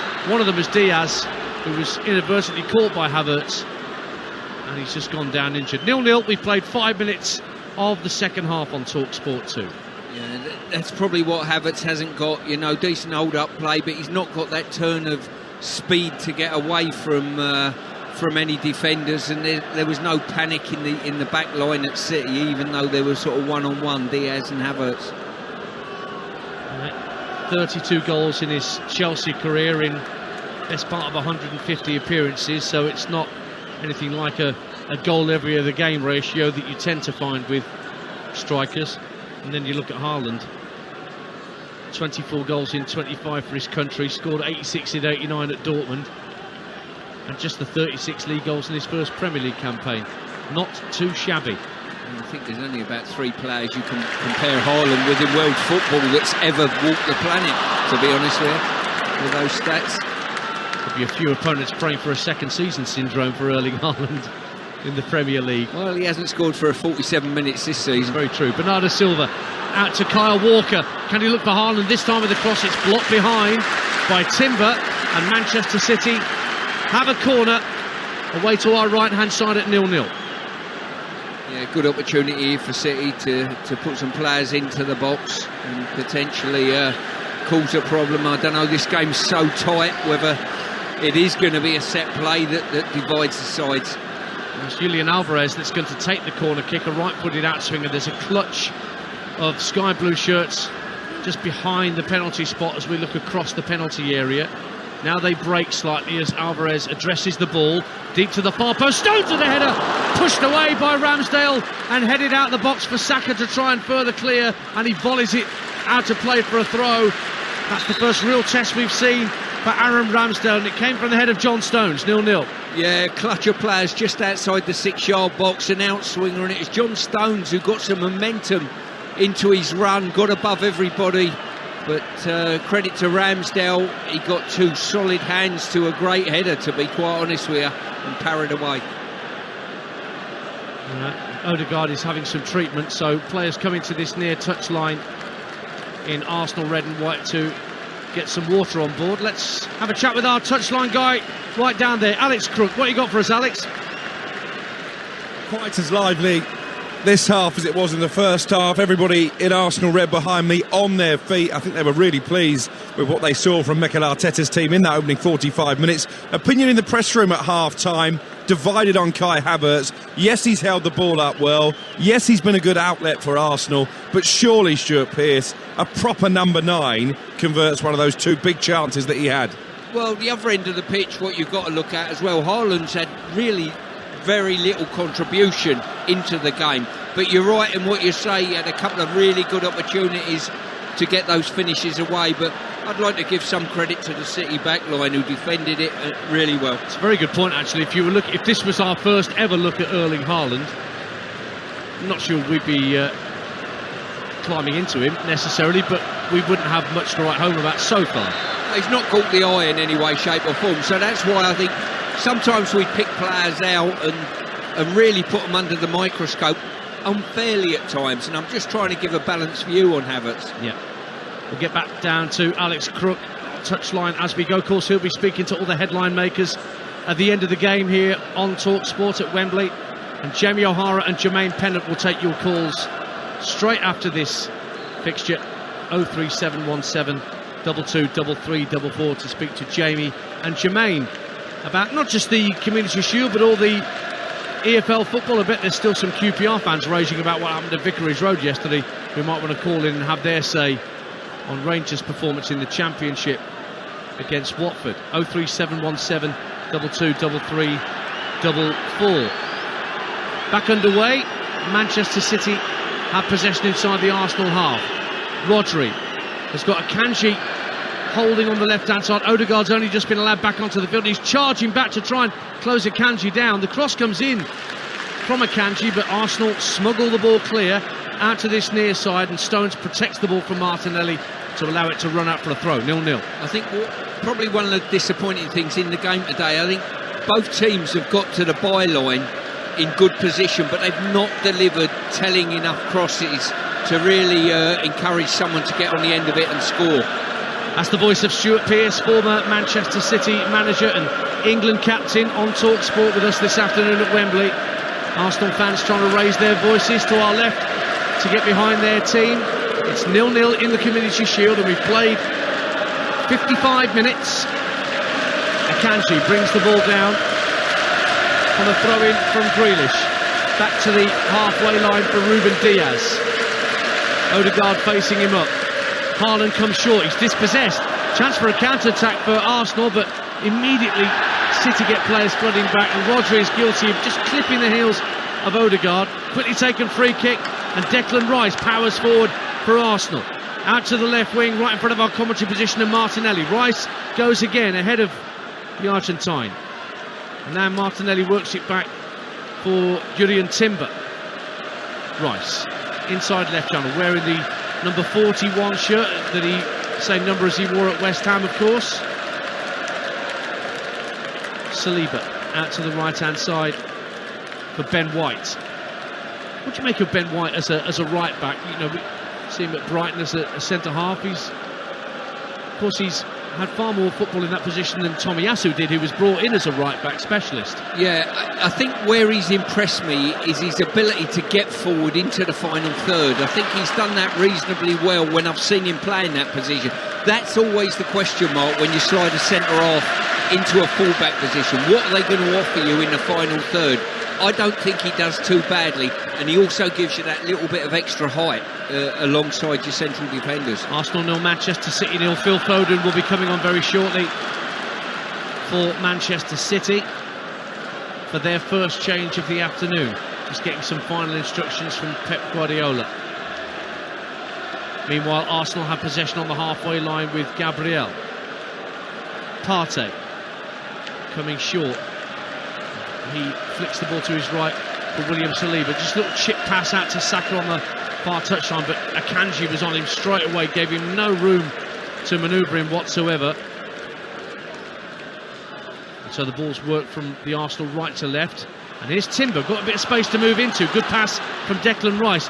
Timber trying to set Martinelli away, but the ball just dribbled out of play, and the change is going to be made. Let's get down to Alex Crook, who's coming off, Alex, to allow Phil Foden to come on. Yeah, Foden coming on, as you say, Dan. I'm just trying to get a look at the board. You're actually a bit closer than I am, but is it Jack Grealish, I think, who's been called over? I mean, you guys mentioned the first half, as much as Declan Rice was struggling to get a foothold in the game, apart from that early header at the far post, it's been a tough afternoon for Jack Grealish as well. So Phil Foden, almost the forgotten man of Manchester City's treble win last season, he's on, and it's his England teammate Jack Grealish who's making way. Thank you, Alex. Phil Foden then on, 23 years of age now. Phil Foden, I still think of him as being like 17. He's still in the first flush of youth. 22 starts last season in the Premier League for Phil Foden, as he looks to further increase his profile. Now, Saka's gone down on this far side of the field, and there's claims from his teammates that there was rather injudicious challenge from Ruben Diaz. Odegaard was saying it was a stamp. I'm not sure it was quite that bad, Stuart Pearce. No, I'm certain I didn't see that. I think he just overrun it, probably just got a toe away, and then a slightly late challenge, but I don't think there was too much in that. But it will be a throw-in, I think, to Arsenal rather than a free kick on the far side. Literally, absolutely nothing. He has given a free kick. Yeah, he has given it. So a chance for Arsenal to work the ball in the box here at 0-0. We've played coming up for an hour on Talksport. Deadlock yet to be broken, but a chance for Arsenal to get the ball into the danger area here. It's out on the right-hand side, about 2 yards in from the right-hand touchline, midway point of the Manchester City half. There's 4 Arsenal players standing in an offside position, with Manchester City holding their line on the 18-yard line, with the likes of Saliba and Gabriel standing offside, and Havertz as well. A delay and a bit of a cabbage to take the free kick, as I call it. They're pretending to take the free kick and then stopping short. Declan Rice is the man over it. In it comes now from Rice to the far post, drifts beyond everybody, and it's allowed to drift out of play for a throw-in to Man City, 0-0. Yeah, I've got to say, great ball in there from Martinelli, whipped it in round the back line, but to be fair, City were quite happy to see it shepherded out. Arsenal have won the Community Shield 16 times, second in the all-time winners list, and third in appearances in this game with 23. Manchester City have won it 6 times. The last time they did it was back in 2019, but they've lost the last 2 Community Shields, as Adrian mentioned right at the top of the show, to Leicester City and to Liverpool when that game was played last year at the King Power. There was a game of the King Power this afternoon that went Leicester City's way, live on Talksport. They came from behind to beat Coventry City by 2-1. And I'll be at Coventry City next Saturday for game day on Talksport 2, same time as Arsenal are playing Forest. Coventry will play Middlesbrough. I'll be at the Coventry Building Society Arena for a 12:30 kickoff alongside former England striker David Nugent, who will be with me on commentary. Here's Haaland for Manchester City at 0-0 in the Community Shield. Bernardo Silva dispossessed by Partey. Now Martinelli struggles to keep the ball under control. It was a difficult ball sent to him, and he has lost out. And Bernardo Silva immediately finds Phil Foden fresh onto the field for the Premier League champions. Kovacic, neat turn on halfway. Tries to feed it through for Haaland through the eye of a needle. Just can't get it past Saliba.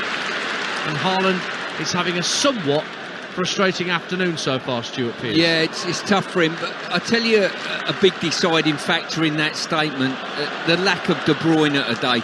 The understanding between them two and De Bruyne's ability to find a pass to free him up is absolutely outstanding. And with no De Bruyne, I've barked on about Ederson missing, but certainly De Bruyne as well has been a massive part of him. Now White down the right hand side for Arsenal, hits a first time cross, came off him again via Akanji's deflection, and it just ends up being a goal kick for Manchester City. And further changes are being readied, and wouldn't you just know it, speak of the devil and he shall appear. Kevin De Bruyne is ready to come on, Stuart Pearce. Indeed, he'll certainly give a big lift. You know, his eye for a pass, his ability for assists and goals are there for all to see.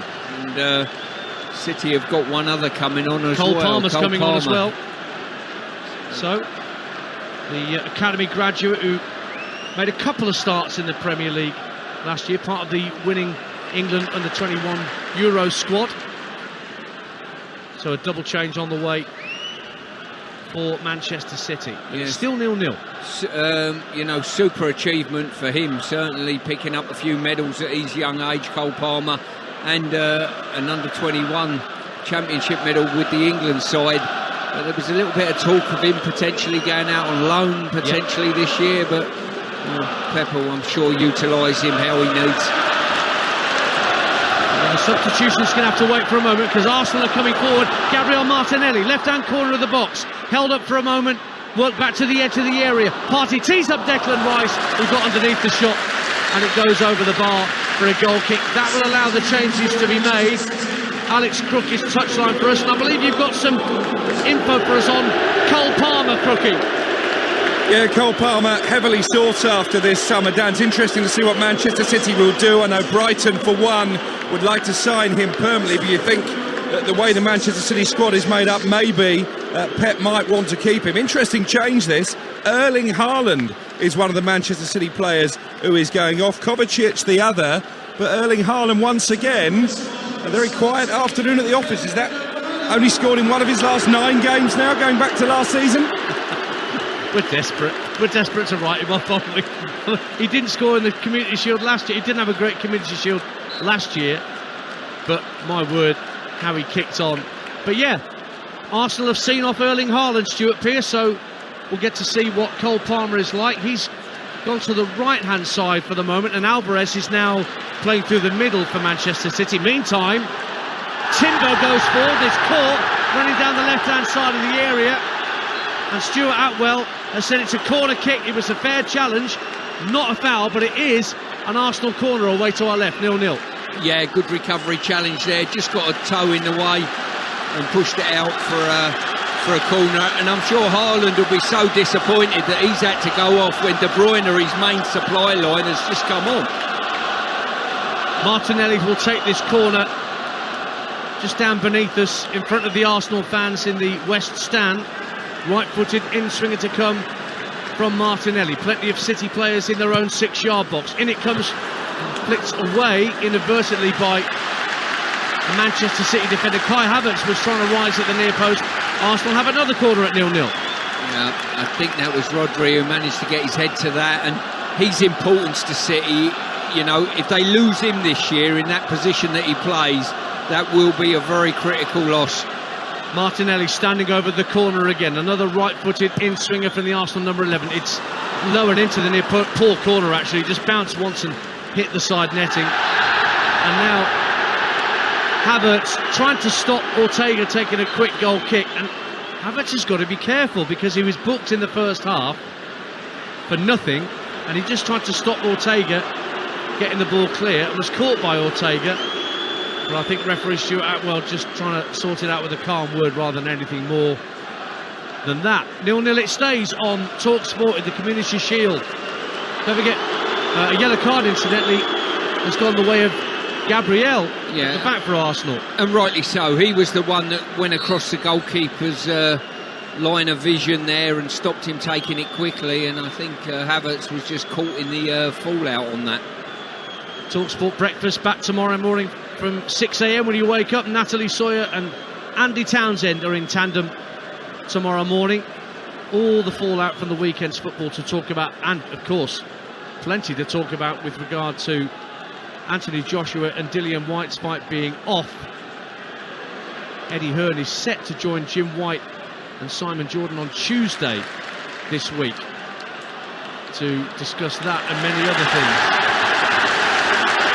Great work from Declan Rice to dispossess Bernardo Silva, doing exactly what Stuart Pearce was talking about in the first half, but this time running back towards his own goal to nick possession back for Arsenal. 0-0. Yeah, playing in that more advanced role, probably another 10-20 yards advanced than he's used to, but his recovery runs and how he eats the ground up is incredible. People think they've got a lot of time on the ball and he actually creeps up on you so quickly. Declan Rice and Jude Bellingham. It's not a bad midfield partnership for England, is it, in principle? It certainly isn't, and when you look at the young talent of the likes of Saka and Foden and Grealish, it's pretty exciting times. Here's Havertz for Arsenal, down the left wing at 0-0. Midway through the second half, still Arsenal and City looking for the deadlock to be broken. Saliba slides it out to the right-hand side, early cross. Saka couldn't connect properly right in front of goal. And City clear their lines. Good ball in from the right-hand side by Ben White. Saka was really well placed, but couldn't connect. I've bemoaned about lack of decent crosses in the box. I think he's picked Saka out to give him credit on that one, albeit it was a low cross, and Saka's just got it horribly wrong and mistimed his effort. So it's Arsenal 0, Manchester City 0 on Talksport in the Community Shield. Martin Keown's in with Jim White tomorrow for the Arsenal debrief. 10 a.m. tomorrow on Talksport. I'm sure Martin will have a strong view on certainly Arsenal's performance and their prospective options this season. He won't be happy with the bookings. Listen, if he was playing, he'd have had about 8 or 9. That's just today, by the way. Out to the left-hand side, De Bruyne picks it up for Manchester City. Floats it in field to Bernardo Silva. Now Rodri, centre of the Arsenal half. Sensed there was somebody at his back. Havertz it was. And that's worked out to Cole Palmer. Right wing for Manchester City. The youngster checks back onto his left foot. Thought about a cross, but instead Walker sends it back in field to John Stones. Stones just in front of the centre circle, inside the Arsenal half of the field. Almost the whole pitch now at Wembley in shade, apart from the penalty box that Stefan Ortega is not standing in, the Manchester City keeper. Stones out to the right hand side, the near side to us and Walker. Pep Guardiola, hands on hips, down beneath us, looking a little pensive about what he's seeing in front of him. I can't think of a save that Aaron Ramsdale has had to make in these opening 70 minutes. He had the two-handed John Stones header, didn't he? Yes. That he parried out. That's true. Which was pretty straightforward for a goalkeeper. Now breaks for Cole Palmer inside the area. Fires it over the bar for deflection off Timber. And Manchester City have a corner. Suddenly the ball was rolled across to Palmer. Got it onto his left foot. But Timber blocks it over the bar, and it is a corner kick. That was on target for certain. Yeah, it certainly was. I expected him probably from that area to fade towards the far corner and bend it in. He's decided to hit it with pace and power a little bit more, and it was a good block by Timber. Short corner. Foden to the right-hand corner of the Arsenal box, forced to go back to Walker, who's in possession in the centre of the half. Cross to the far post. Diaz tries to head it down for a teammate, and Arsenal elect to put it behind for a corner. It was Timber again who put the block in, and Manchester City have another corner in front of their supporters at 0-0. Yeah, we haven't had too many clear efforts at goal, but what both teams have done, they've managed to get blocks, haven't they, in front of the goal, which has made the goalkeepers redundant on occasion because of their ability to block shots. Well, De Bruyne and Foden are over on the far side, and the ball's played short by De Bruyne to Foden. Early cross into the near post, it's chested down by White. Martinelli just lobs it downfield, hoping for a red and white shirt to get there first, but comfortable for Kyle Walker. I'm not sure whether the art of crossing's fading out the game a little bit, but there's been so many good positions players have got in and just failed to deliver a really telling cross. What you mean, because of like 4-2-3-1 as a system instead of 4-4-2? Well, potentially. You don't see too many wide players going on the outside now. They're relying on fullbacks to get up and beyond. And so many of them have just found and hit the first player and not got the ball off the ground. Martinelli trying to release Havertz through the inside left channel. It was a good ball, but well read by John Stones, who very calmly came across to get possession back for Manchester City. 0-0, less than 20 minutes to go. Remember, no extra time if things stay as they are, and there's no winner after 90 minutes. We will go straight to penalties to decide who lifts the Community Shield, with many of the proceeds from today going to the Jeff Astle Foundation. Can't believe it's over 20 years since the King passed away. I had a chat with his daughter Dawn, who was here earlier today, and she was saying how great it is not to have to bang on doors and have this sorted out so that they don't have to go cap in hand to the authorities like she felt they used to have to. Yeah, as I say, they've certainly shone a light on a big problem we've had in the game.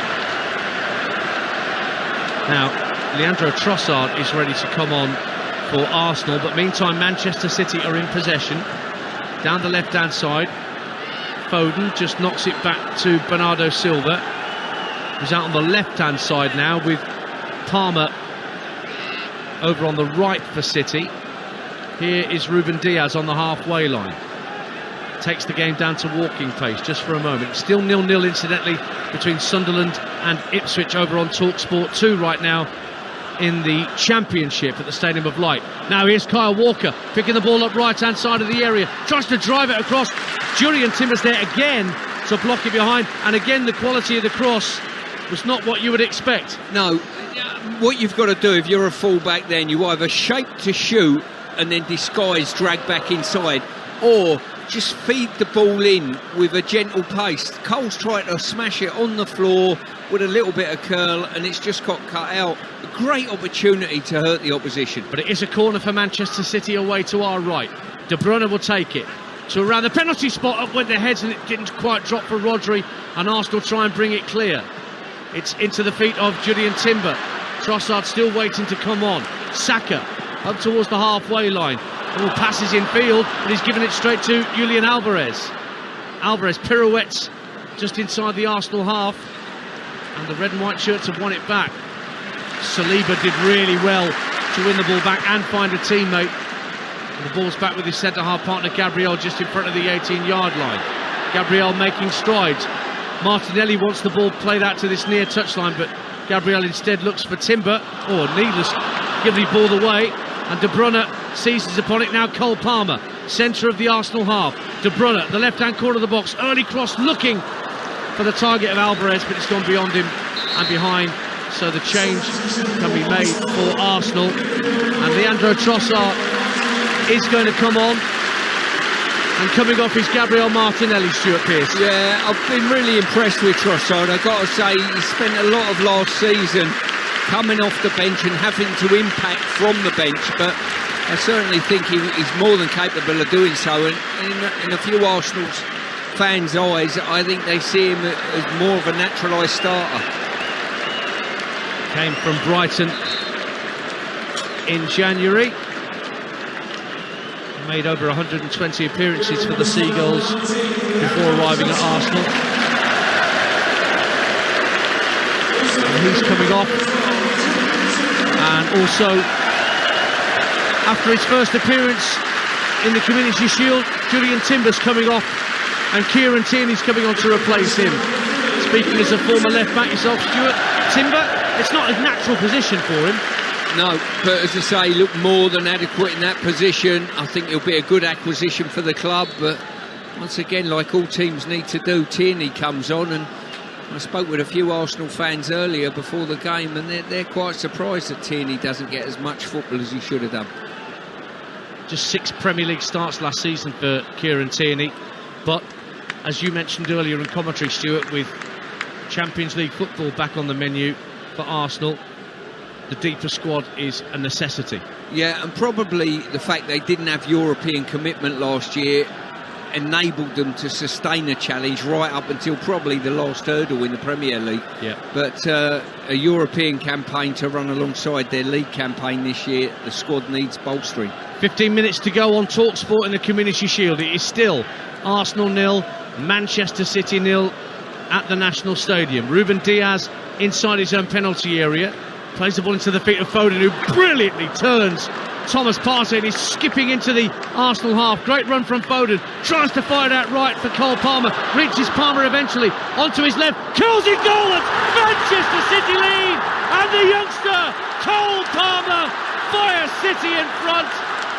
Brilliant turn from Foden inside his own half, got away from his man, looked for Cole Palmer, the ball reached Palmer eventually, he still had lots to do, he did it quite superbly. Cole Palmer, 21 years young, curled it past Ramsdale, and it's Arsenal 0, Manchester City 1. Well, 5 minutes ago, I suggested that Palmer should have been aiming for that far post to curl the effort in that he decided to drive that was blocked. On that occasion, he got it absolutely right. Just faded it out there, let the goalpost bring it back in, and into the far corner it went.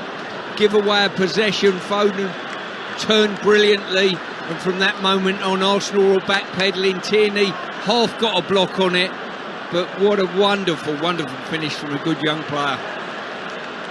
Yeah, Tierney was shown the wrong way by Palmer, and then the curl on the strike.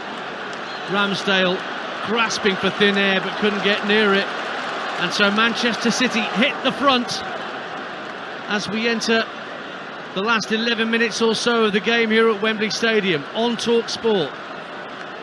Probably what the game needed, to be fair, wasn't it, Dan? You know, it's almost looking like a stalemate, really. Another winner of the under-21 Euros for Lee Carsley's men, Cole Palmer. So he separates the two sides with about 12 minutes to go. Arsenal have made plenty of changes. Can they make any of them count? Trossard wants the ball, he's just come on, but the ball that was fired out to him by Odegaard easily cut out by Kyle Walker. Odegaard tried to dispossess Rodri, but Rodri was like an oak tree stood in midfield, wouldn't let the ball leave his feet, and now De Bruyne sends the ball out to the left-hand side for Foden. Two substitutes combining, both wearing bright orange boots this afternoon. Now it's worked back by Akanji to Diaz. Bernardo Silva looks for John Stones on the halfway line. Palmer, the goal scorer, just making a run in from the right flank, not used, and it's gone back all the way to Stefan Ortega. Yeah, City will be happy now just to maintain a possession-based game. Arsenal, I think, still need to get on the front foot and put some pressure on City if they want to pull this game round. Now Cole Palmer, the goal scorer, looking to take on Trossard down this near side. Almost loses his footing, but keeps the ball, at least for the moment. But in the end, Kieran Tierney gets the ball half clear. Good touch from Havertz under pressure from Rodri. And the ball's back with Gabriel inside his own penalty area. Lovely clip pass out to this near side for Declan Rice. Rice is making strides up towards halfway. Looked infield for Trossard, but Rodri's there again, running back into his own half to retrieve the ball for the Premier League champions and treble winners from last season. Ball's out of play. They're going to add another trophy to their collection if they're not careful here, Manchester City. Well, they've certainly got the potential of that, and as I say, it's been a brilliant finish to last season, and the way it looks might be a good start to this one. Well, Declan Rice is coming off for Arsenal with 11 minutes to go to allow Eddie Nketiah to come onto the field. Nketiah was saying in the press this week how he'd met up with Arsene Wenger a few days ago, who gave him a glowing review and recommendation of his talents. Big season for Eddie Nketiah at Arsenal, you would say, Stuart Pearce? Well, it is. There was a lot of speculation a couple of seasons ago when his contract was running down and Arsenal convinced him he had a future, would play more games, but that's not overly materialised, has it? You know, and he's got a great opportunity, really, without too many naturalised centre-forwards there to force his way in, but as always, the ball's in the court of the players and their form. Now out to the left-hand side, Manchester City have a throw. We're in the last 10 minutes of the Community Shield. Manchester City lead by 1-0, scored beautifully by Cole Palmer. It's still 0-0 between Sunderland and Ipswich over on Talksport 2 in the EFL. And EFL Access All Areas, brand new show for you tomorrow night from 7 on Talksport 2, hosted by Hugh Woozencroft with Sam Parkin alongside him.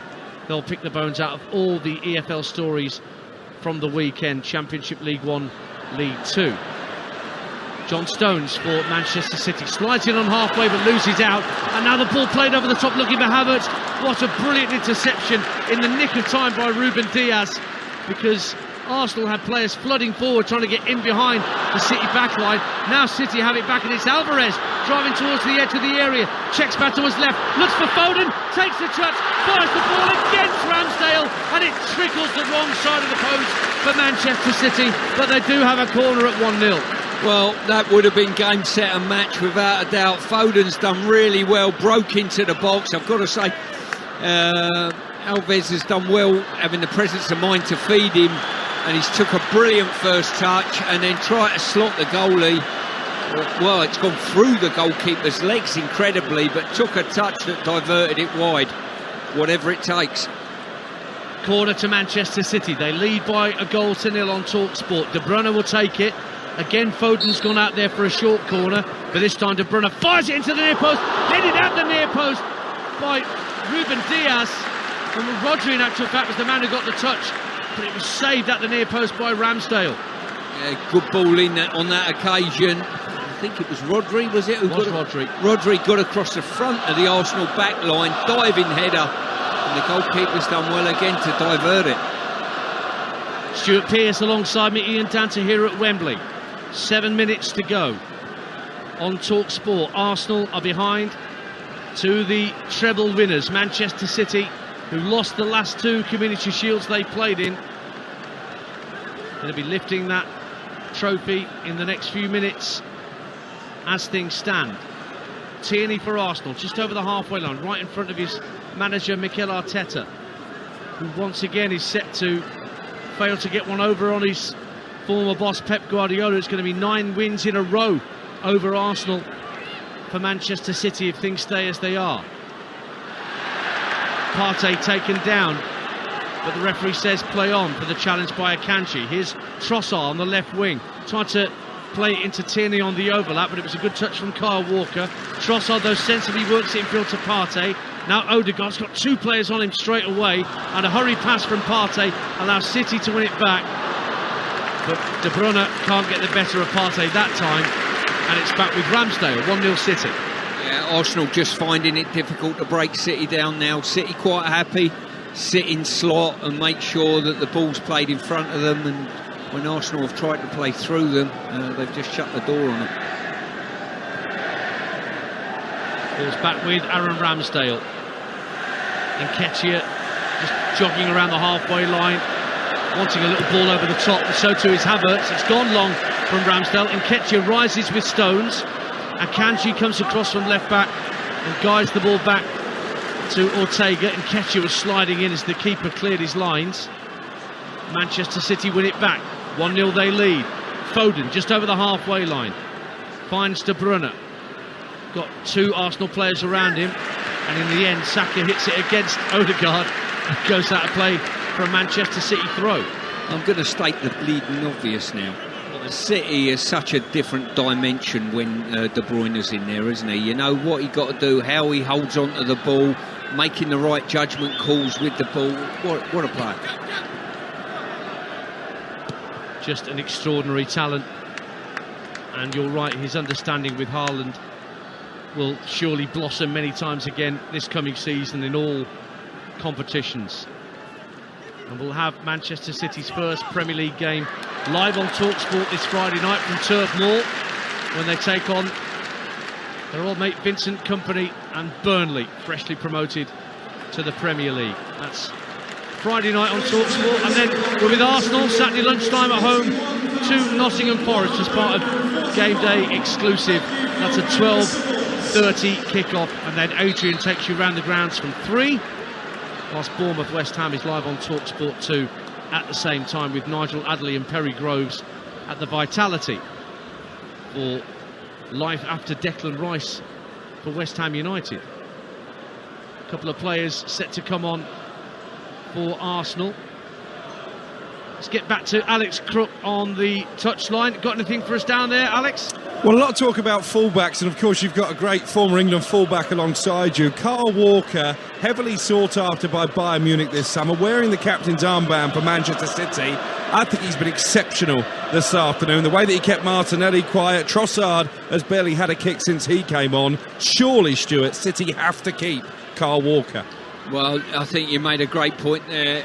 I'm of that opinion. Yes, he's getting on a bit, but the athleticism that he's got, he's more athletic and quicker than any player on the pitch. So it's only when their legs start going that you look to move them on. He's showing no signs of that. A couple of changes for Arsenal. Emil Smith-Rowe coming on for Gabriel, and Fabio Vieira replaces Kai Havertz. It's a last throw of the dice for Mikel Arteta to try and get Arsenal back on terms in this Community Shield, because at the moment it's going the way of Pep Guardiola and Manchester City. Arsenal have got 3 minutes of normal time, plus whatever Stuart Atwell wants to add on here at Wembley before the full-time whistle goes. And don't forget, once the full-time whistle goes and we're done here at Wembley, Alex Crook will be chatting to all the headline makers, touchline, and then Jamie O'Hara and Jermaine Pennant will take your calls on 03717 2233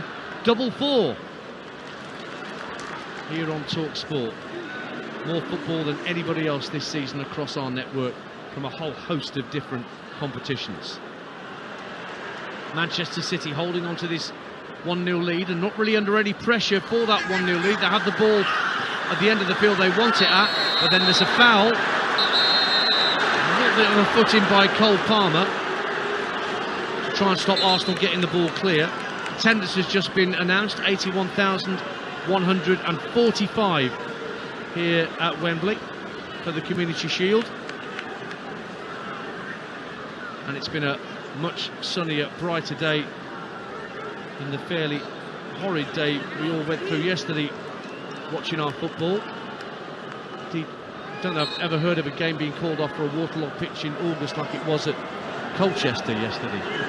Amazing stat that, when I saw the results come in and saw that underneath that fixture. Only in England. Yeah, you'd think so. Now here's Ramsdale for Arsenal, under a bit of pressure, gives the ball away to De Bruyne, 30 yards out. Oh, Arsenal snuck the ball back in the end. Loose pass from Ramsdale, almost paid the price for that. But Arsenal have it back. But they're not asking too many questions of Ortega or the Manchester City backline in these closing stages. Manchester City closing in on the Community Shield, but then Rodri balls down Partey. No booking, just a free kick, and again the Arsenal fans not happy with the lack of extra punishment. Yeah, I've been a bit frustrated with the Arsenal fans baying for blood on every little occasion, but on that occasion that should have been a yellow card. That's Stuart Pearce alongside me here at Wembley. Ball's back with Ramsdale. There's a short pass to Saliba, just ahead of his own 18-yard line. Fires the ball up to Partey, just shy of the centre circle. Now Kieran Tierney. Trossard's come short down this near side. Nketiah tries to spin into an inside left channel. Ball's with Trossard once again. Emil Smith-Rowe's out there, so to Fabio Vieira in a central position, but a much different player to Kai Havertz. Fabio Vieira, a much smaller player. We're into 8 minutes of minimum added time.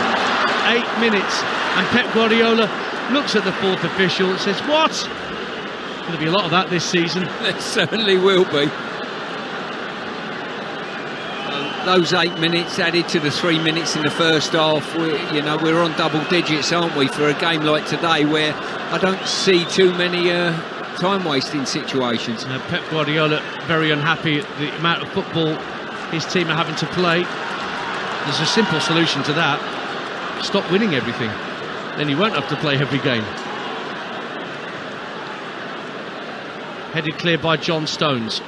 Arsenal tidy up at the back, and it's back with Aaron Ramsdale once more. So we're into that first of the 8 minutes minimum that have been added on by Stuart Atwell at the end of this Community Shield. Time enough for more goals here on Talksport. Will it be Manchester City able to extend their lead, or can Arsenal get level and force a penalty shootout? Here's Nketiah for Arsenal, right hand side. Stones has gone out to engage him. Nketiah plays it back in field to Odegaard, centre of the City half. Square ball for Tierney, out to the left hand corner of the box, and Leandro Trossard. Trossard faced up by the goal scorer Palmer. Now Smith-Rowe takes over. Tierney level with the left hand corner of the penalty box, can't get the cross in. Walker watching his every move. Arsenal go back to Saliba. He fires it out to Bukayo Saka on the right hand side, tucks it back for Ben White. White plays a short pass into the feet of Fabio Vieira. Now Odegaard with a bit of quick feet, laid off once again for Fabio Vieira, but he looks to swing play into the inside left channel for Thomas Partey. Strong run to the edge of the area, out left for Tierney. Tierney teases the ball into the box, drops to the far post for Fabio Vieira, brings it down, lofts the ball to the far post, Partey goes up for a header, and Kyle Walker and Thomas Partey have both gone down. There was a clash of heads and they both require some treatment, and the physios are being urged to come onto the field to make sure that those players are okay, because Partey, I think, headed into the back of Kyle Walker's head as he went up at the far post. Yeah, good defensive play by Walker, I've got to say. Watched it all the way, and just a little flick of the head caught Partey right on the forehead. Half time at the Stadium of Light in the Championship, and Ipswich took the lead at Sunderland right on half time. Nathan Broadhead, who was on loan at Sunderland from Everton last season, now an Ipswich player, he scored the goal against his old club to put Ipswich ahead at the break. Full second half commentary of that game with Adam Bridge and Mickey Gray on Talksport 2 right now. But the half-time score there is Sunderland 0, Ipswich 1. And meanwhile, all the protocols are being followed with regard to both Thomas Partey and Kyle Walker to make sure that there is nothing serious in terms of a head injury with either player. In fact, Alex Crook, who's pitch side, he and I were at a briefing this lunchtime, Alex, where we were told about concussion protocols and making sure that all proper procedures are followed. Yeah, certainly going to be something I think we're going to see a lot more of this season, and probably long overdue. I have to say they're both looking a little bit groggy here at the moment. Thomas Partey is sat upright. He is just being attended to by members of the Arsenal staff. So too Kyle Walker to his left. And we were told, weren't we, that if a player does suffer concussion, then they wouldn't be able to play again for 12 days. So we'll keep a close eye on this. That's right. And if you're playing in the community football and you suffer what turns out to be a concussion, then 21 days is the mandatory period. Thomas Partey is having his head bandaged up. I think he might have had a cut because of that header, which caught the back of Kyle Walker's head, and Kyle Walker is similarly having a head bandage applied. And it is particularly ironic, given that Dawn Astle is here today and that the Jeff Astle Foundation is benefiting hugely from the proceeds of this match, that we have a head injury to two players, and that the physios have got to be completely on their game to make sure that their particular players are fit to continue, Stuart Pearce. Yeah, they certainly are. I think, you know, the medical backup this day and age in the modern day is second to none, and the physios are acutely aware of the damage that certainly head clashes can do to players this day and age. So it's good to see both of them back up on their feet, albeit heavily bandaged. Yeah. So Kyle Walker first to get to his feet. So we'll have more than the 8 minutes, I think it's fair to say. We've already had 5 of the minimum 8 played out. But we're going to go beyond 100 minutes in this Community Shield to find out whether Manchester City can add this trophy to the Premier League, the FA Cup and the Champions League on the eve of another gruelling 38-game Premier League season and all the other competitions around it. There's a bit of blood on Kyle Walker's shirt, so he's got to change his sky blue jersey for a fresh one. What have you spotted, Stuart? I'm just looking at Cole Palmer and just thinking to myself, was he 21 years old, Dance? Yeah.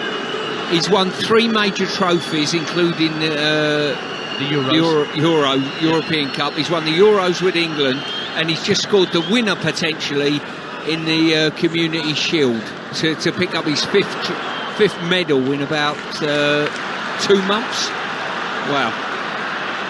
That's probably why he probably doesn't want to go out on loan. I think he'd rather stay put, wouldn't he? Well, you can't beat a firefight in League 2, can you? You know, surely. Here's Arsenal in possession with Saliba. Smith Rowe gives it back to Ben White. Just hits it long, looking for Nketiah. 1-0 to Manchester City. Deep in added time on Talksport. Nketiah goes down under pressure from Akanji, who won the ball fairly, says the referee. Ball skims off De Bruyne's head and lands on halfway with Saliba. Partey is back out there. Sends the ball out wide right to Fabio Vieira. He's looking to take on Akanji. Checks his run. Odegaard, 30 yards out. Slides the ball into the area looking for Trossard, but Kyle Walker gets a strong foot in and sends it downfield. Anywhere will do for Manchester City outside their own half. It's Cole Palmer's goal, 13 minutes from the end of normal time, that separates these two teams. Palmer trying to pressurise Smith Rowe. Back it goes to Ben White. Tierney now inside his own half. Arsenal fans want the ball downfield. Partey slides the ball into the feet of Smith Rowe. Now Tierney looks for Trossard. Lovely back heel from Trossard. Tight to this near touchline. Smith Rowe wins the throw in. Arteta herring after the ball to make sure it gets back into play quickly for Arsenal. Desperate for a goal, desperate for an equaliser. Manchester City closing in on the trophy. Ben White just shy of the halfway line. Looks for a diagonal ball to pick out Trossard. Poor ball, comfortably headed clear by Kyle Walker. Bernardo Silva can't win the header as it drops by the centre circle. So Odegaard wins it back for Arsenal. We played the 8 minutes. It's now up to Stuart Atwell as to how much more we play. We'll add a couple more on for that clash of heads early between Partey and Kyle Walker. Smith Rowe wins the ball on this near touchline from John Stones. Trossard again with a neat flick. Good pass in field from Smith Rowe. Partey finds Nketiah, and now Saka head to the D, to the right hand side of the box for Fabio Vieira, and the cross is poor, straight onto the chest of Ruben Diaz, and it's just hoofed downfield by the City backline. 1-0. Yeah, as I say, really disappointing cross there by Vieira. Nketiah didn't do him too many favours, pushed him too out wide, but you really, a player of his ability has got to get his foot round that and deliver it to the far post. The foul gives Arsenal a free kick inside their own half. 99 minutes played. We've played 9 minutes extra. There were 8 additional added on minimum, but we're still playing on because of that clash of heads a little earlier. Arsenal still trailing by a goal to nil on Talksport. Have the ball with Martin Odegaard. Now Smith Rowe, 25 yards out, floats it to his immediate right. Now down the right hand side of the box is Ben White. Tries to hit the cross in, deflected behind. Late corner for Arsenal, and a goal down. Yeah, they'll be throwing everyone up. I'm not sure Ramsdale's going all the way, but he's certainly just crossing the halfway line as we speak. He's happy to look at the bench, isn't he? He's waiting for permission.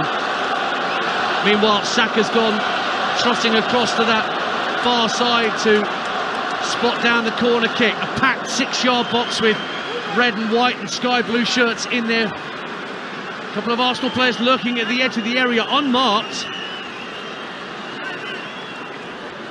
Like Kieran Tierney, who's there, and also Fabio Vieira. Saka to deliver left-footed underneath the crossbar. Rodri heads it back out towards Saka. Collects it on his instep. Finds a chance for Trossard just to get a shot away. Deflected it in! Leandro Trossard levels it up for Arsenal with a wicked deflection. The wrong-footed Ortega, and Arsenal, with almost the last kick of the game, may well have sent the Community Shield to a penalty shootout. Trossard will claim it, but it definitely deflected to wrong-foot Ortega. It's 1-1. Well, I'm going to throw it out. Has the access in English football changed with one deflection?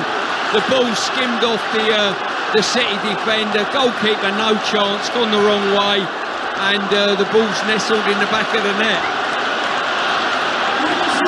Leandro Trossard wheeled away in celebration. I think it was on target as he stepped inside, and I think it hit Akanji on its way through. He was the player faced up. It came off his left thigh.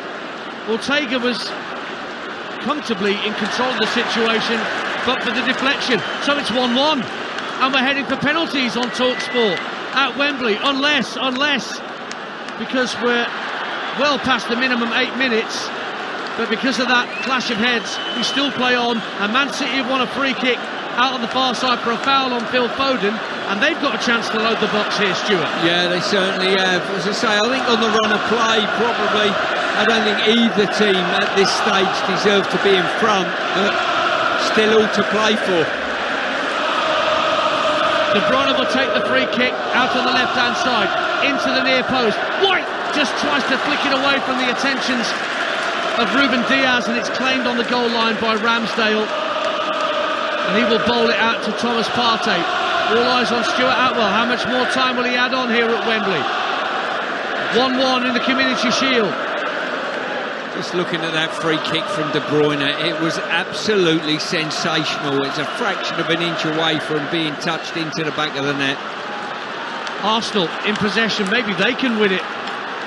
Saka teasing the ball in field to Odegaard. Ball runs away from Smith Rowe. De Bruyne takes it up to halfway, and the full-time whistle goes, and we are destined for penalties to decide who lifts the Community Shield. But my word, how late Arsenal left it. Cole Palmer, the young academy graduate, had given Manchester City the lead after coming on as a substitute. He scored a beautiful left-footed curling effort 13 minutes from the end of normal time, but 11 minutes into added time, Leandro Trossard's deflected effort came off Akanji, wrong-footed Ortega, and so it'll be decided from 12 yards as to who lifts the Community Shield, because after the 90 minutes, well, 102 minutes, it's finished. Arsenal 1, Manchester City 1, Adrian. Well, I can tell you that when Arsenal got that corner, Pep Guardiola was fuming, absolutely fuming, that time was going on and on and on. 8 minutes added on. There were a lot of substitutions, admittedly, but it's the Community Shield ref. You know, show some common sense. 100 minutes and 27 seconds is when Arsenal got that deflected equaliser. And I think he would have been raging, Stuart Pearce, Pep Guardiola. Not the fact that, you know, they've equalised, but the fact that so much time was added on in the heat of Wembley and the season hasn't even started. Well, listen, you're asking the referee to bend the laws of the game then and not play the allotted time. Use common sense. That's what I'm asking. Well, what are you saying to the referees? Look, if it's 3-0 with 88 minutes on the clock, just knock the game on the head at that stage. You can't do that. They're out there to show integrity. Integrity means applying the laws of the game as best they see it. You can't start knocking minutes off just to suit the occasion. I'm afraid you can't do that. But are they adding minutes on because they've been told, you know, punish time wasting, which we didn't see much of? I didn't, anyway. No, and I don't see it myself, I've got to say, but they're under pressure themselves. They've had this directive, Dance has made us aware of that, and for them not to come in and put that into implication, then they're going to be pulled in front of the authorities and stood down from games, because we don't back referees if they have a bad time. There was only one goal in the game, but I was told at this strategy meeting that goal celebrations are now going to be properly taken into account. They're supposed to have been before, from what I was led to believe, but apparently referees are now adding on time for how long it takes for a team to, you know, get themselves back in the position to restart the match after a goal's gone in. So I don't know how much that played into Stuart Atwell's thinking along with the substitutions, but I think they've got to set a precedent, Adrian, because they've got to. This is a televised game that's being shown, you know, around the world. All the other Premier League managers and players and coaches are watching this, and they're thinking, well, all right, this is what we've got to come. Maybe we've got to rethink how we approach things, otherwise we're going to be playing 110-minute matches. Well, after the weekend we've had, I guarantee you in about 2 weeks max, there will be some sort of lobby, some sort of protest towards the authorities saying we're just having too much time added on in these games. But what we've seen is a contrast, Stuart, in goals. A wonderful goal from Cole Palmer, and a rather fortuitous. Listen, you've got to have a ticket to win it. You've got to have the shot. It's taken the deflection. Keeper's already gone. And Trossard coming on, he was their top scorer of pre-season. Well, it just shows the importance of the bench, doesn't it? We looked at the starting lineups for both teams. City made substitutions, one of them come off the bench, a young player who scored. De Bruyne had an impact in the game, and Trossard's got the goal for Arsenal. So it is a squad game this day and age. Well, we're going to penalties. They're getting ready for those. Alex Cook is behind the goal, and I think the penalties are going to be taken at that end in front of the Arsenal fans, Alex. Absolutely correct. A massive cheer went up from those Arsenal fans behind me, one or two of whom, by the way, had already started ahead for the exit. and quickly turned on their heels as that equalising goal was scored. I do remember, Adrian, at least 2 occasions where Arsenal have lost on penalties in the Community Shield. You may remember one of them here at Wembley. I think it was David Seaman against Peter Schmeichel who missed a decisive kick. Wonder if we'll go that far today. Spectacular memory from Alex Crook. I wonder how he remembers that. It is a penalty shootout. It's about to get underway here at Wembley, live on Talksport. Don't forget that the full-time phone-in is coming up when we're done, when the trophy has been lifted here at Wembley. Jamie O'Hara and Jermaine Pennant will be taking your calls. Book them in now. 03717 223344 as the 2 goalkeepers make their way towards the goal and the rest of the players stand on the halfway line. Here's the penalty shootout. The Community Shield is up for grabs after a 1-1 draw. Here's Stuart Pearson and Ian Danter. Well, the last time I did a penalty shootout on Talksport with Stuart Pearce, it was one of the worst penalty shootouts we've ever witnessed. Germany against Italy in Euro 2016. I don't know whether you remember it. I do remember it well. It was quite an embarrassment to penalty takers. Simone Zaza with the Fred Flintstone bowling a bowling ball run up and then skying it 20 yards over the bar. Let's see what the quality is like today. Martin Odegaard is first up. Arsenal get first dibs in this penalty shootout. So it's Odegaard with a fairly straight run up from the edge of the area up against Ortega. Ortega stands on his goal line and Ortega is sent the wrong way by Odegaard and Arsenal are off and running. Yeah, really good solid finish there. A sort of staggerish type of run up and he just slotted it. Ortega dropped to his left, had no chance. Now, one thing I also learned from this refereeing strategy meeting is that goalkeepers are being told not to muck about on the goal line as they wait for a penalty to be taken. They're meant to be, much more sporting, shall we say, in terms of how they prepare for a kick to be taken. De Bruyne is up for Manchester City's first penalty against Ramsdale, standing just behind his goal line. De Bruyne, right-footed, hits the crossbar and it stays out.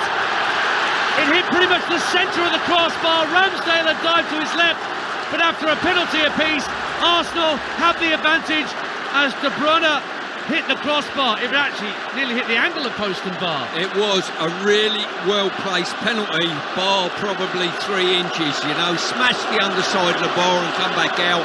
Goalkeeper gone the wrong way.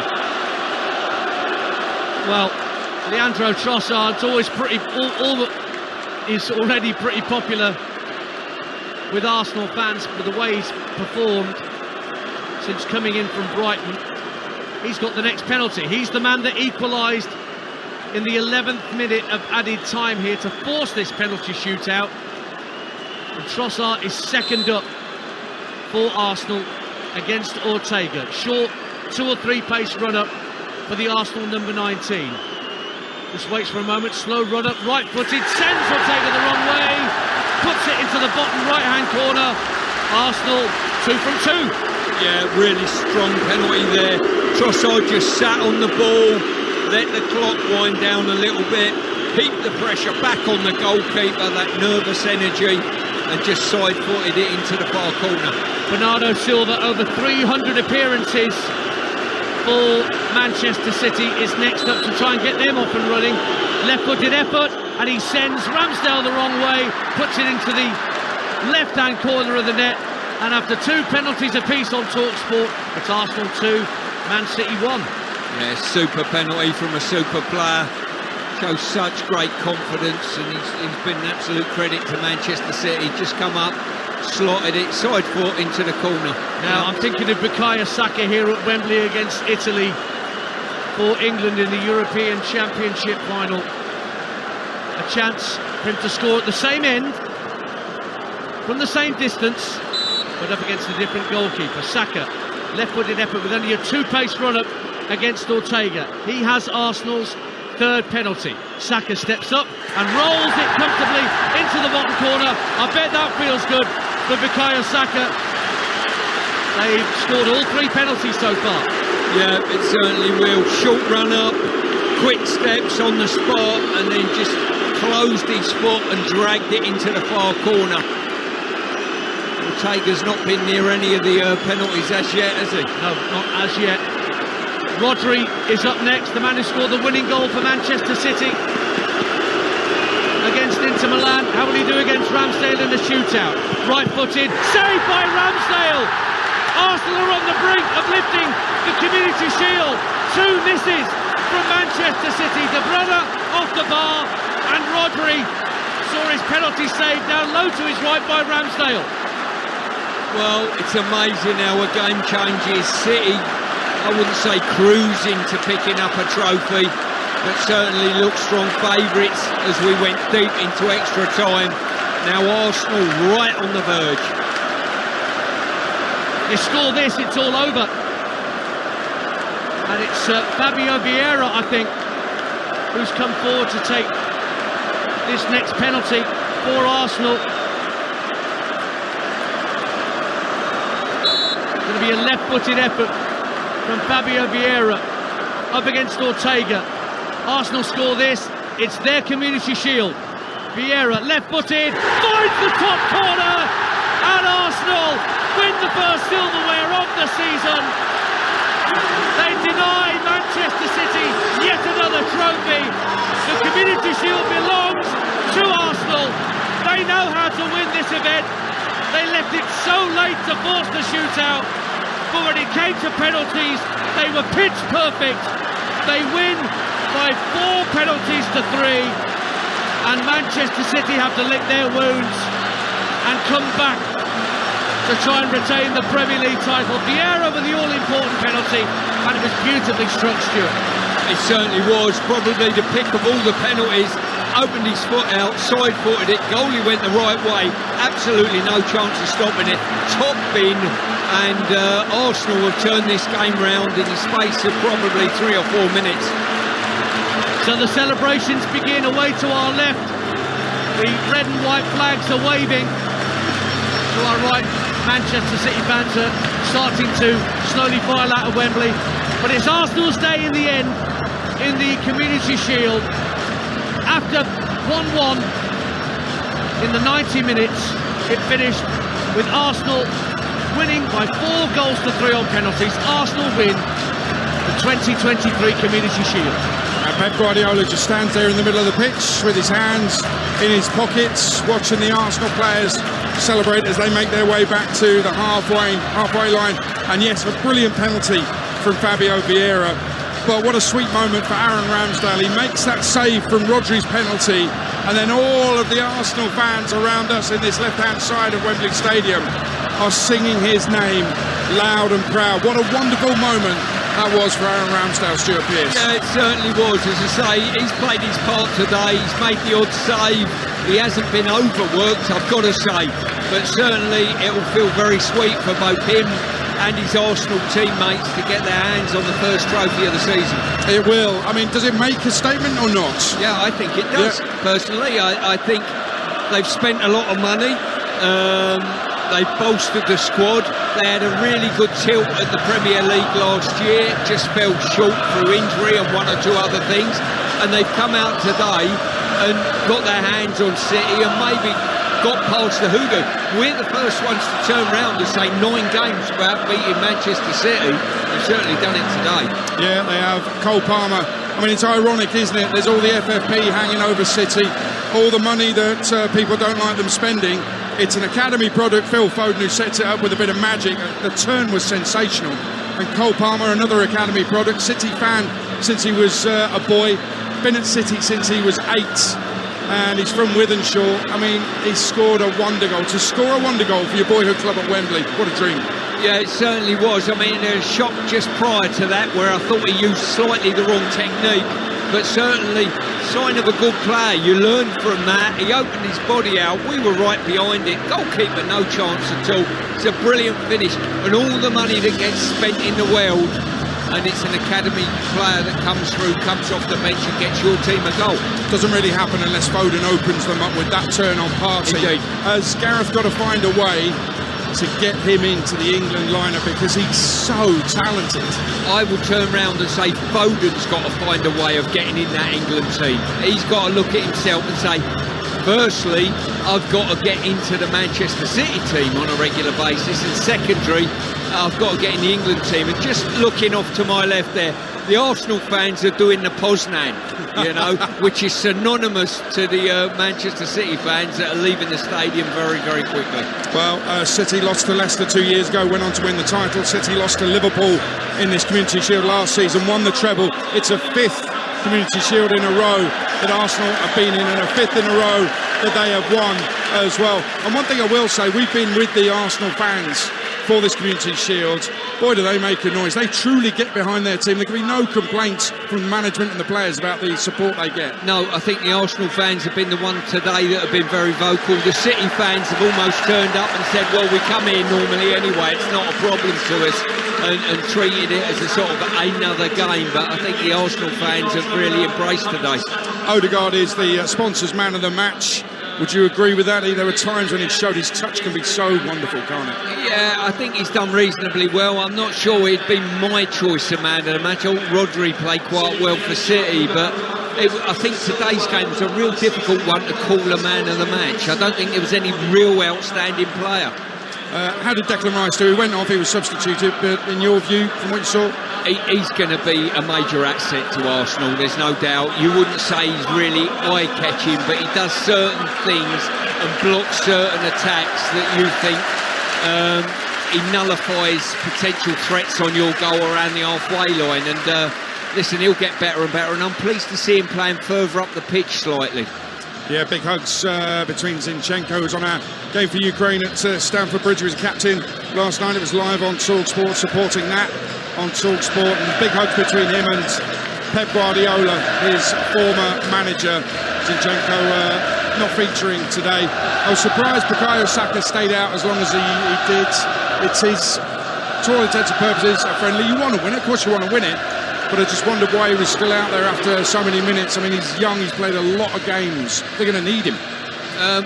Listen, they're going to need everyone eventually, but the bottom line is the manager would have gone into this game, seen it as a game that they want to win, but more importantly, as a marker a week away from the kick-off of the Premier League. He'll know how many minutes these players are sort of the minutes that they do attract, and they'll be acutely aware. The likes of Saka sees the games out for me. Well, Arsenal, you have to say, I don't think they deserve to lose it. The first half performance, the pressing was amazing, the work was incredible, some of the football was superb as well. And actually, yes, it's a wonder goal from Cole Palmer, but I thought it was a little bit harsh on Arsenal. So, yeah, a fortunate equaliser, but over the course of the 100 or so minutes, you've got to say that they deserved certainly to be on level terms, and then they've gone and won the shootout. Yeah, without a doubt. I don't think any team deserved to win it over the allotted time of normal play, and then you go into a penalty shootout, and I've got to say Arsenal took some outstandingly good penalties. Yeah, they did, and City didn't. The City keeper seemed to fall to his right before a ball was even kicked, so I'm not sure Edison would have done the same, but Arsenal win the shootout, they win the Community Shield. Their first game of the season and City's first game of the Premier League season, both live and exclusive on Talksport. In fact, we're bringing you 4 live commentaries on the opening weekend of the Premier League season next weekend. The first 2, Burnley, Man City, Friday night from 7. Then Arsenal, Nottingham Forest, Saturday lunchtime, are both live on Talksport. Saturday afternoon at 3. I'll be taking you around the grounds. Bournemouth West Ham is live on Talksport 2 at 3 o'clock. And Monday night, it's Manchester United against Wolves. Game night starts at 7 after drive on Monday. And it's myself, Danny Murphy, and Darren Lewis from The Mirror who are with you tomorrow night from 7 on Talksport. And Tuesday night and Wednesday night, let me briefly run you through what's happening there. The number of people listening to our kick-off shows on midweek evenings on Talksport's gone through the roof with the latest figures announced last week. So thanks to you all for listening. Wonderful stuff. We appreciate you listening to Talksport. I'll be hosting Tuesday nights our midweek round the ground shows. They're back.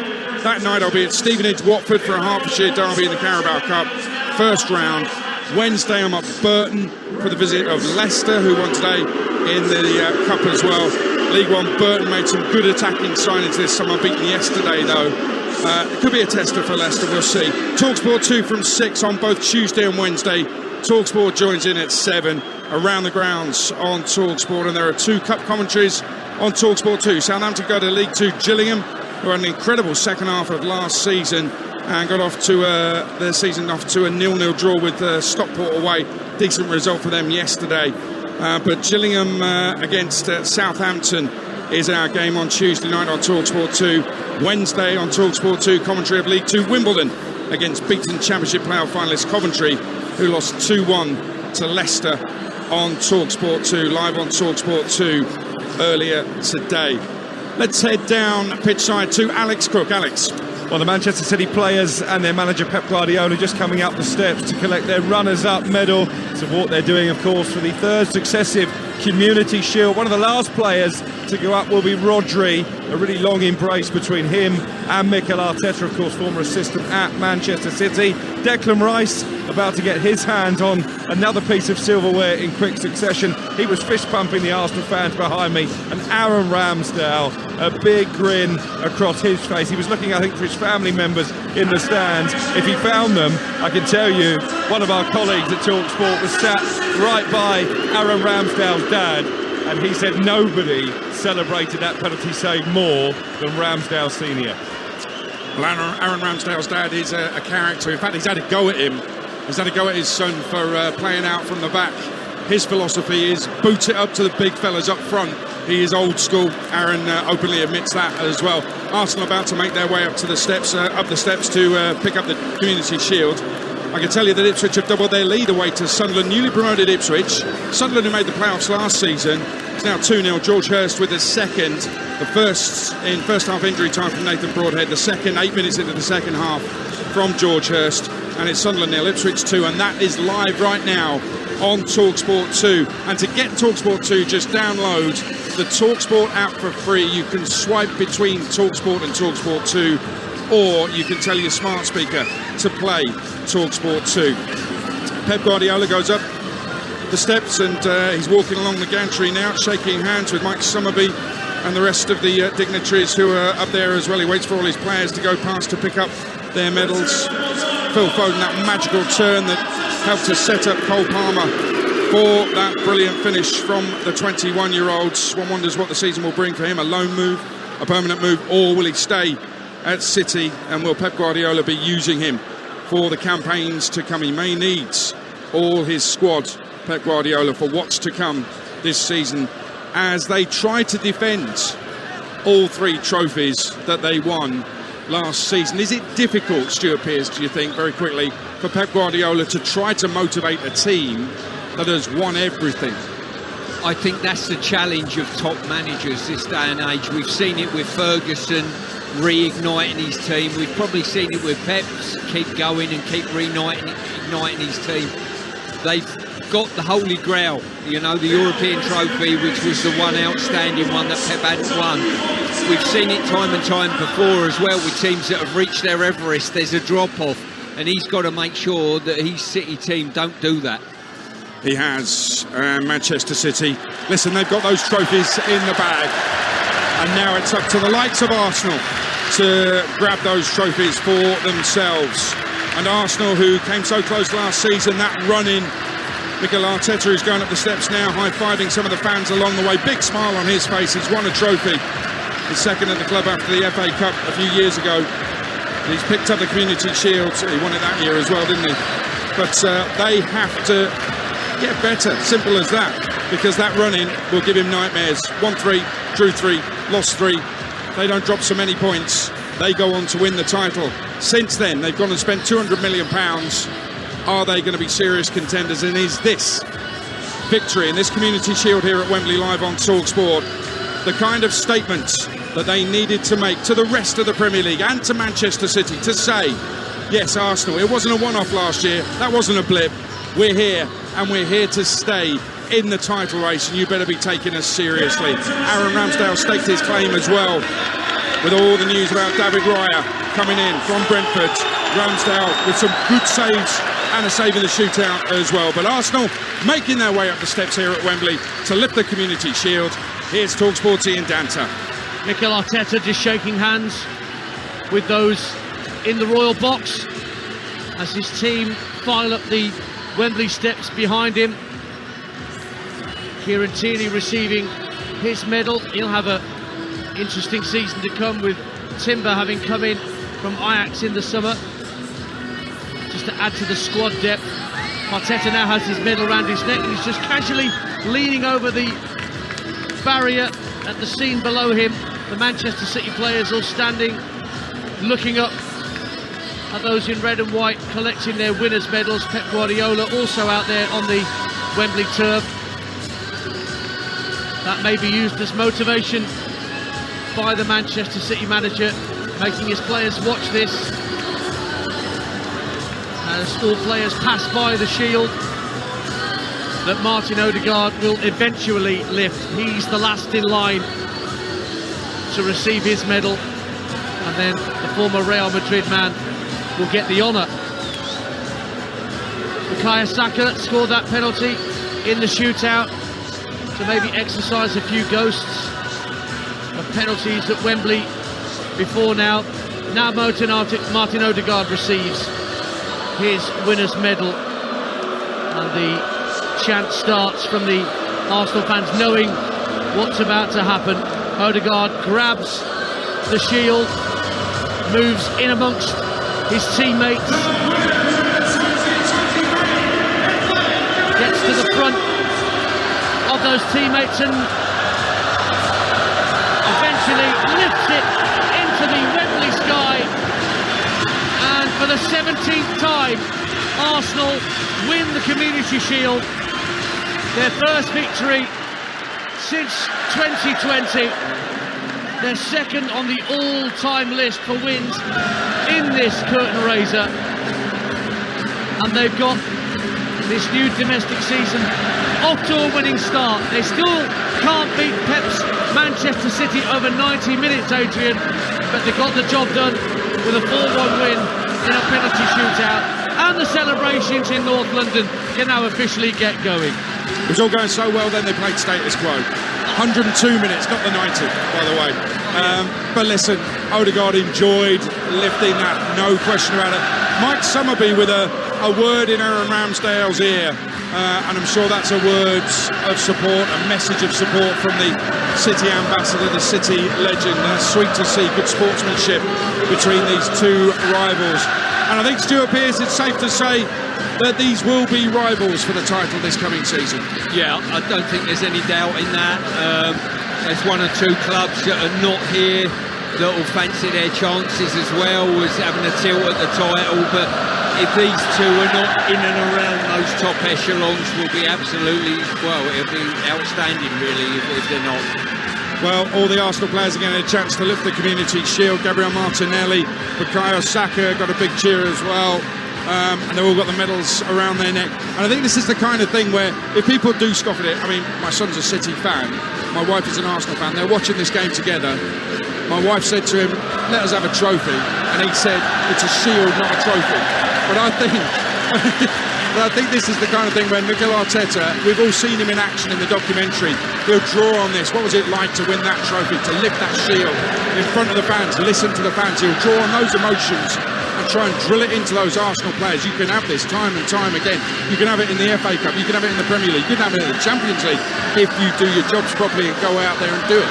Winning becomes a habit with teams and with individuals, you know, and once you know what it's like to win, you become a bad loser. And that, for me, is probably the biggest compliment I can pay people, you know.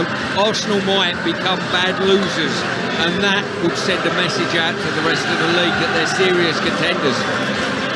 Will Pep and will City be bothered? Because, and I ask you this question because Pep Guardiola did make noises about, time added on. Before this game, he said it in a press conference, he was concerned about the time that was going to be added on. He was concerned about the amount of games being played. So I just wonder if after all that they went through last season, their season finished 2 weeks after Arsenal's season because they're in the Champions League. Their pre-season started 2 weeks after. But is that the kind of, sometimes managers have that negative speak, and there's a bit of that from Pep Guardiola. They have done it all, and I'm just wondering if it might just be a bit too much to ask Man City to go again and try and repeat the feat. Well, I think only time will tell on that front, but as you rightly say, they've won it all, and they've won it all just recently. How that would impact, we don't know. We saw the drop-off from Liverpool that were chasing everything the year before and had a drop-off. We've seen a drop-off from Chelsea. The signs are there with other big clubs. Pep is at the helm and he's got the ability and the drive to make sure it doesn't happen at City. You praised Declan Rice's performance while he was on the pitch. I thought Jurrien Timber was excellent. In fact, he went off, Tierney came on, and that's when Cole Palmer scored. Having a right go at Tierney in that left-back position. But they have signed very well, Arsenal. It's not like they've gone out and splashed some money on anything. They've signed good players. Kai Havertz is a Champions League winner. Declan Rice is a brilliant footballer, as we know. Jurrien Timber can play all across the back and in midfield, and he looks really good. Yeah, what you want as a manager in Arteta's place is somebody that's going to go out there, invest the club's money, and the owners look and say, you know what, he's bought some good players in, you trust him with the money again. Declan Rice, big fist pumps to the Arsenal fans as he joins. The Arsenal players are celebrating with the Community Shield on the pitch right in front of us. Streamers going high into the air, flames into the air as well. And Declan Rice's last game for West Ham, he ended up with a medal round his neck. First game for Arsenal, medal round his neck. They told me he was a born winner, and it looks like that's coming to fruition. Well, listen, I've always got a smile on my face when English players are lifting trophies, whether it be in Europe with English clubs or alternatively whether it be domestically, and it's great to see. Stuart, really enjoyed your company this afternoon. My pleasure as always. Thank you very much. The celebrations will continue during the full-time phoning, coming up with Jamie O'Hara and Jermaine Pennant on Talksport. 03717 223344. If you think this is a big statement for Arsenal, if you think that maybe it's just too much to ask Man City to go again after the treble last season. 03717 223344 is the number to call. City had it won with a wonder goal from an academy product, Cole Palmer. Arsenal never gave up, grabbed a lucky leveller and then nailed the shootout. Those players and their fans will think they've made a statement. Arsenal wearing their traditional red and white get things underway. To get on the overlap, he's in behind Akanji, pulls it across, Havertz with his back to goal, gets the shot away, Ortega blocks, Martinelli with a follow-up, blocks as well, and City hook clear. Great run from Foden, tries to fire it out right for Cole Palmer, reaches Palmer eventually, onto his left, kills him!